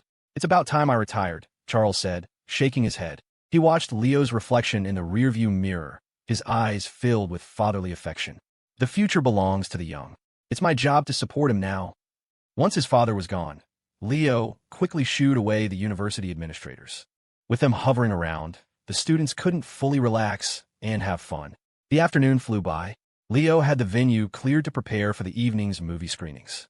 As people were leaving, Chloe approached Leo, holding the suggestion box from the main entrance. "President Miller," she said excitedly, "the suggestion box is completely full. I just took a quick look, and it's all praise. This film festival was a huge success." "Don't get too excited yet. The event isn't over until the movie's finished and everyone's gone home," Leo said, pointing to the box. "Get someone to help you sort through all those suggestions. I want to read them." "Yes, sir." Chloe carried the box to a meeting room on the second floor. Just as she was about to call for help, she ran into Tyler Yu. Jessica had assigned him to help with crowd control on the second floor, but now that the crowd was gone, he was free. "Tyler, come help me with something." Since Tyler was new, Chloe had been the one to process his application, so she remembered his name. Hearing his name, Tyler's face lit up. "The VP knows my name." "What is it, Chloe?" He responded immediately. "Come with me." She led him into the meeting room. "Help me sort through the notes in this suggestion box. We can group similar comments together." Okay. The chance to help Chloe was a dream come true. He agreed before she had even finished her sentence. "All right, let's get started." "Okay." Chloe immediately got to work. Tyler stared at her focused profile for a few seconds, completely mesmerized, before shaking himself out of it and starting to sort the slips of paper. Because of the large crowd tonight, both theaters in the basement were being used. But even that wasn't enough, so Leo scheduled 2 showings, one at 7 o'clock and a second at 8:40. He and Julianne decided to skip the first showing, which was packed, and aim for the second. They slipped out the back of the SAC and went to the cafeteria for dinner. They found a quiet corner, and after they ate, Julianne pulled out her tablet, connected her keyboard via Bluetooth, and started writing today's chapter. She'd managed 1,000 words at lunch. Another 3,000 and her work for the day would be done. While she typed, Leo went to the fast food counter and came back with a medium-sized popcorn chicken and 2 Cokes. "What did you get?" Julianne glanced up. "Popcorn chicken. We just ate dinner. And you can still eat that," she said with a laugh. "You're going to gain back all the calories you burned on your run." Leo shrugged. "I don't run to lose weight." "True." She reached out and poked his stomach. "You're a bit thin. You should eat more then build up some abs for me to touch. Heh. Get lost. Leo slapped her hand away. You're such a shameless pervert. You're my boyfriend, she retorted cheekily. What's wrong with me touching you, huh? What's wrong with it? Just write your novel. If you don't finish before the movie starts, I'm not waiting for you. All right, don't rush me. I'm trying, Julianne said, her fingers flying across the keyboard again. Want some? No, I'm working. I'll feed you, he offered, holding a piece of chicken up to her lips. Her hands never stopped typing, but her mouth opened to accept the bite. You said you didn't want any, he teased after she'd swallowed. Julianne pouted. You held it right up to my mouth. I had to eat it just to be polite. I couldn't hurt your feelings. Another one? No, really I can't. You're distracting me from my writing. The movie's about to start. Hurry up. This is all your fault. You kept feeding me chicken and distracting me from my word count. After publishing her chapter for the night, Julianne quickly packed up her tablet and keyboard, and they bolted out of the cafeteria together. All the way to the student activity center, they bickered playfully, blaming each other for being late. In reality, they had plenty of time. If they were truly running late, they wouldn't have had time to argue. They arrived at the SAC at 8:30, just as the first showing was letting out and people were trickling out of the basement theaters. Jessica told Leo that both theaters had been completely full for the first show, and one would be enough for the second. But Leo insisted on opening both, to give people more space to spread out. Okay, President, Jessica nodded. Are there any snacks left? Leo asked. The popcorn and Coke are all sold out, Jessica replied. We still have some bag snacks, and we just had someone run to the campus store for a few more cases of drinks. Do you need anything? No thanks, we brought our own, Julianne said, holding up the half-finished Coke Leo had bought at the cafeteria. Besides, we just ate a ton of popcorn chicken, so we're good on snacks. She glanced at Leo, who nodded in agreement. Yeah, listen to her. All right. Jessica nodded and turned to leave, but then turned back. President, I think our film festival made a lot of money. Oh, Leo grunted surprised. The snack bar at the theater entrance made a fortune today, Jessica explained. We sold out of our initial stock before the first movie even started. That many people bought stuff from the theater? Leo asked, curious. Most of them were buying things to support the event, Jessica said. They said that if we make more money, we'll have a bigger budget to host more events like this. They really hope you'll do more of them. So, I'm already this popular. Huh? Ha ha. Leo laughed, clearly pleased. Okay, I get it. You can go get things ready. Okay. Jessica smiled. It was no trouble. It's our job. With that, she went off to manage the crowd.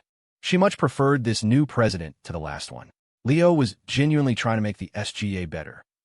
When the second movie started, the crowd rushed into the main theater. Leo grabbed Julianne's hand and pulled her into the smaller one. They were the first ones there, and he led her to a pair of seats right in the center. The large screen was still dark, no pre-show ads, since it wasn't a commercial theater. Julianne was fiddling with her phone, her screen on her novel's author dashboard. What's up? Leo asked. I just realized, she said, her voice trembling with excitement. My novel hit 100,000 words today. Does that mean the platform will start promoting it tonight? Not necessarily. Some books get a big traffic boost on the first day. Others take a few days to see results. Just be patient. Don't get too excited, Leo said, trying to manage her expectations. Okay, Julianne nodded. I'm not that excited. I mean, I've been writing in a vacuum for so long, and my trial period data wasn't great. I've already set my expectations to the absolute minimum. Don't be too disappointed, either. Your opening is fantastic. It's only a matter of time before it takes off, Leo said, gently stroking her hair. Don't overthink it. Just enjoy the movie tonight. Julianne leaned against him, snuggling into his side like a lazy, affectionate kitten. He couldn't resist reaching out to stroke her soft hair again. Leo, she said suddenly, I'm going to tell you something. Don't laugh at me. Okay, I promise I won't. This is actually the first time I've ever seen a movie in a movie theater. Her words made him freeze. He tried to remember his own first time at the movies. It was in college, too, a re-release of The Princess Bride. He had dragged his roommates to see it. At the time, they hadn't understood why he'd spend money to see an old movie they could watch for free online. But they went with him anyway. The tickets were $35 each for a screening on a massive laser projection screen. That was the day he learned the difference between watching a movie in a theater and on a phone. He'd had a great time. It's okay, Leo said softly, patting her shoulder. From now on, we can watch lots and lots of movies together. I'll always be here to watch them with you. Okay. Most of the students had gone to the larger theater, so only a small handful were in their screening room. There were advantages to a smaller crowd. There was no one within 3 seats of them in any direction. They could get away with some mischief. Mwaha. Just kidding. They couldn't do anything. They both watched the movie intently. At the theater entrance, Jessica looked down at the movie voucher in her hand, her expression tinged with disappointment. He still didn't come? Chloe had noticed Jessica wasn't in her seat and had come out to find her standing by the door. The second showing started 10 minutes ago. I guess. He's not. Before Jessica could finish her sentence, a voice came from the stairwell. Sorry, I got held up with work. Did I miss the movie? Jessica stared, dumbfounded, at Ethan Cole standing in front of her. She had completely given up hope, and yet here he was. It felt unreal. So unreal that her face went slack with shock, her mouth hanging slightly open. Ethan was a bit baffled by her expression. He offered an apologetic smile. Sorry, I guess I'm late, right? He looked from the still-stunned Jessica to Chloe, who was standing beside her. Chloe quickly waved her hands. No, not at all. It just started. You guys should go on in. She gave Jessica a gentle nudge. Right, Jessica said, snapping out of it. I'll go in with you. Sure. Ethan's smile was warm and handsome. Let's go. Jessica felt herself getting lost in his smile and nodded dazedly. Hey, Chloe called out, stopping them. They both turned back. Ethan smiled. Is something wrong? The main theater is full. You two should go to the smaller one, Chloe said, directing the comment at Jessica. They both knew that neither theater was full for the second showing. She was sending them to the less crowded one to give them a chance to talk and maybe flirt in private. This time, Jessica answered before Ethan could. Okay. Ethan just nodded and followed her lead. The two of them walked into the theater. After giving a few instructions to the students manning the snack counter, Chloe went back into the main theater. When she returned, the seat next to her, which had been empty, was now occupied. It was Tyler Yu. In the dim light of the theater, Tyler gave her a small smile and whispered, Hey, what a coincidence. You're sitting next to me. Yeah, Chloe nodded, not thinking much of it. She assumed it really was a coincidence. In reality, Tyler had noted where her seat was and had moved there while she was out of the room. Meanwhile, Jessica and Ethan had entered the small theater. Ethan didn't notice Leo and Julianne sitting in the center, but Leo spotted him immediately. It was hard to miss him. In Leo's original story, Ethan always wore white, which made him stand out even in the dark. Leo watched as Jessica led Ethan to a pair of seats in the middle of the third row. How did those two end up together? He wondered. Julianne leaned over and whispered, Is the guy Jessica just brought in a little familiar? He looks like Saraphina's childhood friend. It's not looks like, Leo said, covering his face. It is him. Oh my God. Julianne gasped, her hand flying to her mouth as if she discovered a massive secret. Saraphina's childhood friend is with Jessica. Leo scratched his head. Maybe, possibly, probably, but that's a good thing, right? Everyone gets their own happy ending. He mused that if Ethan and Jessica were genuinely falling for each other, that was one less tragic character in his story, and the main couple's plotline wouldn't be disrupted. It was a win-win. You're right, Julianne nodded. At that moment, Ethan had no idea he was being written into a new romance. He had just come to see a movie as promised. As for his feelings for Jessica, he didn't really have any. They had only met 3 times. His only impression of her was that she was a kind-hearted girl with a very pleasant voice. Was he friend-zoning her? Being the quintessential nice guy, Ethan couldn't let a girl sit through a movie with empty hands and an empty stomach. He excused himself to go to the restroom and bought a bunch of snacks at the counter. Here, he said, placing a bag of snacks next to her. Something to eat while we watch. Jessica stifled a gasp. She was so touched that she covered her mouth, a silent wow echoing in her mind. They were just ordinary snacks that she had ordered for the event herself, and plenty of guys had given her gifts before, but coming from Ethan, even the simplest snack made her unbelievably happy. She didn't know why. See, this just goes to show you, when a girl likes you, even the most ordinary gift will make her happy. She took a bottle of soda from the bag. Like a true gentleman, Ethan immediately took it from her and twisted off the cap. He did the same for the bags of chips, handed her napkins after she ate, and collected the trash. What was the difference between this and being on a date? Jessica was starting to get confused. You don't have to be so thoughtful, she whispered, her face blushing as she leaned closer to his ear. It's a little embarrassing. Oh, sorry. Ethan offered another apologetic smile. My bad, it's just a habit. If you don't like it, I'll be more careful next time. I don't hate it. I mean, don't just be nice to other people. You can be nice to yourself, too. She handed him another soda. Actually, I got that first soda for you. I didn't need you to open it for me. I can open my own bottles. Thank you. Her words were a balm to his heart. His expression grew complex as he looked at her. All his life, he had been taught how to take care of others, how to be warm, how to be polite. This was the first time anyone had told him to love himself. Ethan took the soda she offered. As he reached for the cap, he was surprised to find it was already loose. She had opened it for him. In his 20 years of life, Ethan had opened countless bottles for other people, but this was the first time someone had ever opened one for him. It sounded strange, twisting a bottle cap. Or maybe it wasn't. Ethan had warmed so many people with his actions, but he had never truly been warmed by someone else's. Jessica was the first. This girl, she was special. His gaze on her grew even more complicated. But Jessica had no idea that her simple, almost insignificant gesture had created such a storm in his heart. The theater was quiet, the movie played on, and their story was just beginning. The movie ended around 9:30. It wasn't the first time Leo had seen The Truman Show, and every viewing offered a new perspective. Watching with Julianne was no exception. A film that presented itself as a comedy about a man's life was, at its core, a profound tragedy. The character on screen wept while the audience laughed. Perhaps that was because life itself is a tragedy that, when viewed from the outside, becomes a comedy. We're just too deep in to notice. Let's go, Julianne said, tapping a still-dazed Leo on the arm. Yeah, okay. He nodded. Just as they stood up, he heard two surprised gasps. Hey, Ethan and Jessica had also just gotten to their feet. Ethan turned and saw Leo in the row behind them. He waved, a happy smile on his face. Hey, you're here too. Yeah, Leo nodded, pretending he had only just noticed him. What a coincidence. You know our president? Jessica asked, surprised. Yeah, Ethan nodded. He was the one who gave me directions on my first day at USC. I still got lost, though, and had to ask you for help. Oh, right. Jessica nodded, silently thanking her lucky stars that he had gotten lost, and asked her for help. Otherwise, they wouldn't have seen a movie together tonight. Then again, if she hadn't taken on the job Leo had assigned her, their paths would never have crossed at all. If she traced it all back, the person she should really be thanking was Leo. I'm going to go talk to him for a minute, Ethan said to Jessica before walking over to Leo. Leo watched him approach and said to Julianne, looks like he wants to chat. Why don't you and Jessica head out first? Fine, I guess. Julianne nodded reluctantly and went to find Jessica. She couldn't help but feel that her boyfriend was very popular with other guys, and handsome ones at that. Damian was gorgeous, Ethan was gentle and kind, and Tyler was full of youthful energy. If Leo weren't already her boyfriend, she would seriously suspect these guys had ulterior motives.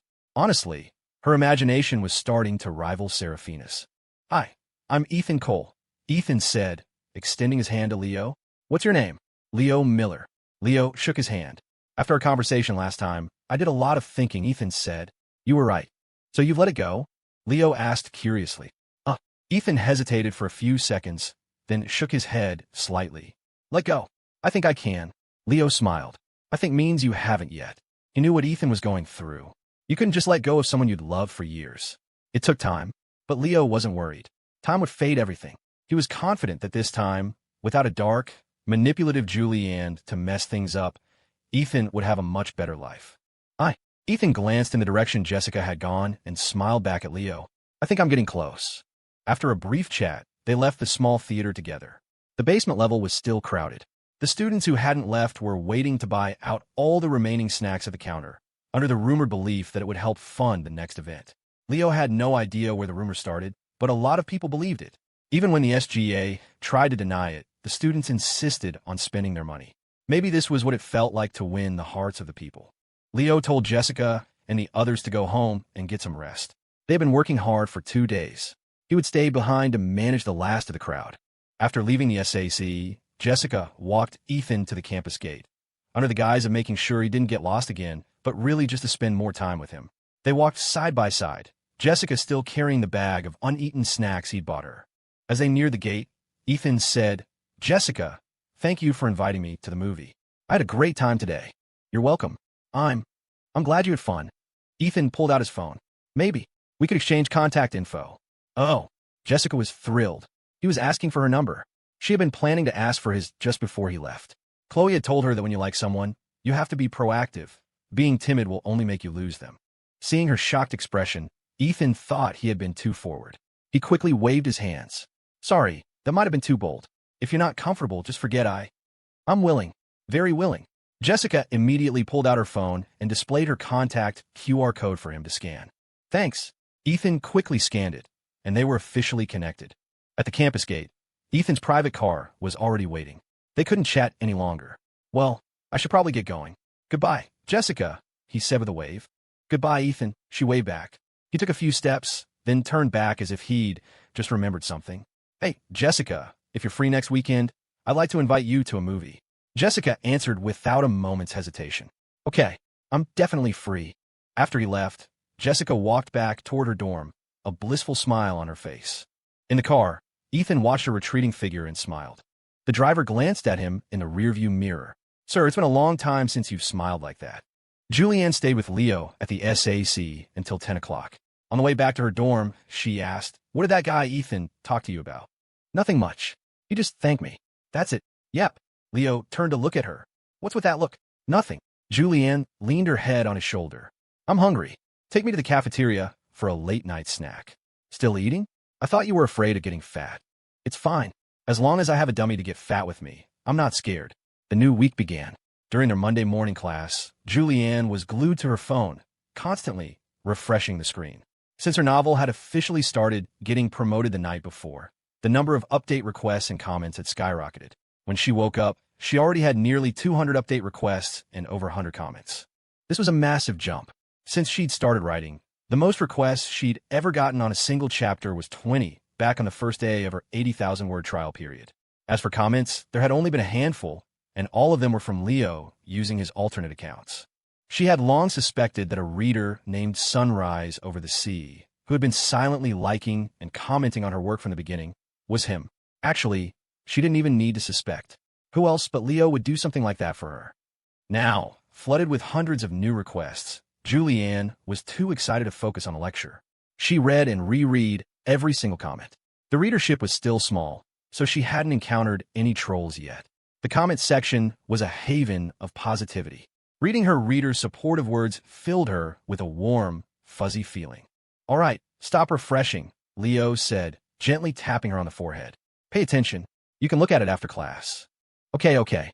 Chastened, Julianne obediently put her phone away. But even with her phone out of sight, her mind was still on her novel stats. How much money do you think I'll make from today's numbers? She whispered to Leo. It's not going to be just a few cents again, is it? As an experienced author, Leo already had a good idea of her potential earnings, but he didn't want to discuss it now. I don't know, he said, crossing his arms. But I do know that if you don't start paying attention, you'll have to pay to retake this class. Oh, right. Julianne snapped back to focus and diligently took notes for the rest of the morning. To her credit, her self-control was strong. She didn't touch her phone again until noon. The moment class ended, she was on her author dashboard. On the StoryForge platform, the previous day's earnings were updated at noon, but there was often a delay of a few minutes or sometimes even an hour. She refreshed twice, but yesterday's data still hadn't appeared. Lily, what's going on? Why hasn't it updated yet? She asked, turning to Leo. Seeing her anxiety, he soothed her. Maybe the person who updates the data is at lunch. Be a good girl and eat first. The numbers will be there when you're done. Oomph. She knew he was just placating her, but she fell for it anyway. She put down her phone and ate with him. About 20 minutes later, she checked again. The data was there. The first day on the recommendation list had brought in over 12,000 new readers. Her earnings were $78 from reads alone. Add to that the $99 she'd gotten from a reward Leo had sent her the night before to celebrate her novel hitting 100K words. After the platform's cut, she was left with $67 from that, and with other miscellaneous earnings, her total income was $151.50. Seeing the bright red, rising numbers, Julianne shot up from her chair, grabbing Leo's hand. I made over $100 on the first day. Though this was exactly what he'd expected, he feigned surprise. Really? Let me see. Look.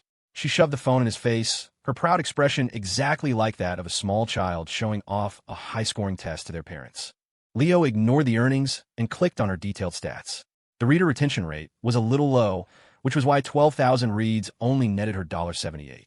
One of his previous books could have made over 100 from that many reads. Still, her numbers were excellent. For a brand-new writer, what she had accomplished was incredible, far better than he had done 3 years ago. Not bad, a great start. Leo reached out and ruffled her fluffy hair, then said in a coddling tone, This is just the beginning, so don't get arrogant. Keep this momentum going. Julianne put her hands on her hips, her voice brimming with confidence. I'm going to be a great author, you know. I'm not going to get cocky over a little success like this. Leo propped his elbow on the table and rested his chin in his hand, a smirk on his face. That's not what you were saying a few days ago when you were all mopey about your writing. Julianne's face flushed. That was then, this is now. From now on, you have to call me a great author. You hear me? All right, Leo nodded, joking. Jules, you're getting seriously full of yourself. You know, you look so smug right now. I kind of want to punch you. Oomph. Julianne deliberately provoked him. So, are you going to hit me? Keep taunting me, and you just might. THBB. She stuck her tongue out playfully, then leaned her face close to his. Go on then, hit me. If you do, the world will lose a super talented, great author. You really don't think I'd dare, do you? Leo reached out, cupped her face in his hands, and planted a big, loud kiss on her smooth cheek. Her face was soft and fragrant, like a sweet, fluffy mochi. The kiss made a distinct smack sound. Hey, you launched a sneak attack. After the kiss, Julianne's face turned a visible shade of red. You just finished eating. Your mouth is all oily and gross. Leo mimicked her earlier tone, retorting smugly. You're my girlfriend? What's wrong with me kissing you a couple of times? So what if my mouth is a little oily? Question mark. Julianne froze for a second, then said, Oh, so now you're copying me? So what? Leo said, imitating her defiant expression. Are you going to hit me? No. Are you seriously doing this? Julianne balled her fist and landed a surprisingly solid punch on his shoulder. Ow. The punch actually hurt. Leo sucked in a sharp breath. You really hit me? Seeing him wince, Julianne flashed a triumphant, wicked grin. Well, what did you expect? Did you want me to kiss you back? If you won't kiss me, I'll kiss you. Leo said, an evil grin spreading across his face. Mwaha. Your mouth is oily. Stay away. Trying to escape? Not a chance. Smooch. Okay, this is the cafeteria. Smooch. Stop it. Smuff. To celebrate the successful launch of my novel, I hereby declare that I will be treating everyone to dinner tonight, Julianne announced, then glanced expectantly at Leo. Leo looked around the empty space between them, then back at her. Everyone, it's just the two of us. You don't need to be so formal. Julianne shot him a glare. Just play along. All right. Okay. Leo started clapping. That's amazing. Our Jules is so talented. Call me Author Hale. All right, Author Hale. Much better. Julianne nodded, satisfied. She smiled at him. The great author is very pleased. Now, tell me, what would you like to eat tonight? Leo thought for a long time, then finally shook his head. I can't think of anything. Why don't you decide? You're the one treating, after all. Are you saying that because you're afraid I can't afford it? Of course not, Leo said, shaking his head. I really just don't know what I want. Back when he was poor, he had wanted everything. Now that he didn't have to worry about food, clothes, or housing, he found he had very few material desires. Maybe this was what it was like to be too rich. All right, fine. Julianne nodded. Let me think. What should we have tonight? Leo pointed at the leftovers on her plate. First, you should think about what to do with your cold food. This is all your fault, she said, her face flushing again. You wouldn't stop kissing my face. I didn't even have time to eat. Leo was exasperated. You're a slow eater. How is that my fault? It just is, she insisted, glaring at him. Are you part woodpecker? You were just pecking at my face nonstop. Ha ha ha. Her description made him burst out laughing. And you have a nerve to laugh. A certain someone wasn't acting this way when she was forcing kisses on me in the car. That shut her up instantly. Her face turned an even deeper shade of red. Seeing her embarrassed and shy, Leo was immensely satisfied. Finally, the kind, handsome author has won a round against the villainous. Just as he was basking in his victory, Julianne picked up her plate and scraped half of her uneaten food into his bowl. Hey, what are you doing? This half is untouched. I didn't eat it. I'll have to trouble the great Mr. Miller to help me finish it, she said with a sweet smile. Thanks for your hard work. No, you can't just. Don't talk, just eat. She picked up a piece of meat with her chopsticks and stuffed it directly into his mouth. Okay, retract that last thought. The kind, handsome author was no match for the villainous. Another round lost. Though he complained, Leo still ate the rest of her food. Burp. He let out a satisfied burp when he was done. Julianne just covered her mouth and snickered. Don't even think about asking for my help next time. All right. Thank you for your hard work, my dear boyfriend. Leo just glanced at her and smiled without saying a word. Julianne could be mischievous, but she always knew where the line was and never pushed him to the point of actual anger. It was a kind of playful, clever charm that he found utterly captivating. And then, he was completely wrapped around her little finger. After dropping Julianne off at her dorm, Leo returned to his own. Damian was on the couch, immersed in a video game. He looked up as Leo walked in. Miller, you're back, just in time. Saraphina wanted me to tell you that the choir competition is this weekend, and you need to organize a rehearsal for our class on Thursday and Friday. Okay, no problem. Leo nodded and was about to head to his room to sleep when Damian called out to him again. Miller, wait, don't go yet. I have something else to talk to you about. Leo turned to look at him. What is it? Hold on, it's a team fight. Let me just finish this game. Damian shot Leo an apologetic grin. Leo was exasperated. Dude, you've got a serious gaming addiction lately. Learned it from you. Get lost. I never taught you any of this. Should team fight? Unable to win the argument, Damian unilaterally muted him. Leo pointed at him. You little. 1,000 words omitted. After a series of slick maneuvers, Damian finally finished his game. Leo, who had taken a seat on the couch next to him, sat with his arms crossed. All right, spit it out. What's going on? Damian looked at him seriously. Miller, my dad wants to meet you. Donovan Sterling wanted to see him. Hearing that, Leo shot to his feet. What?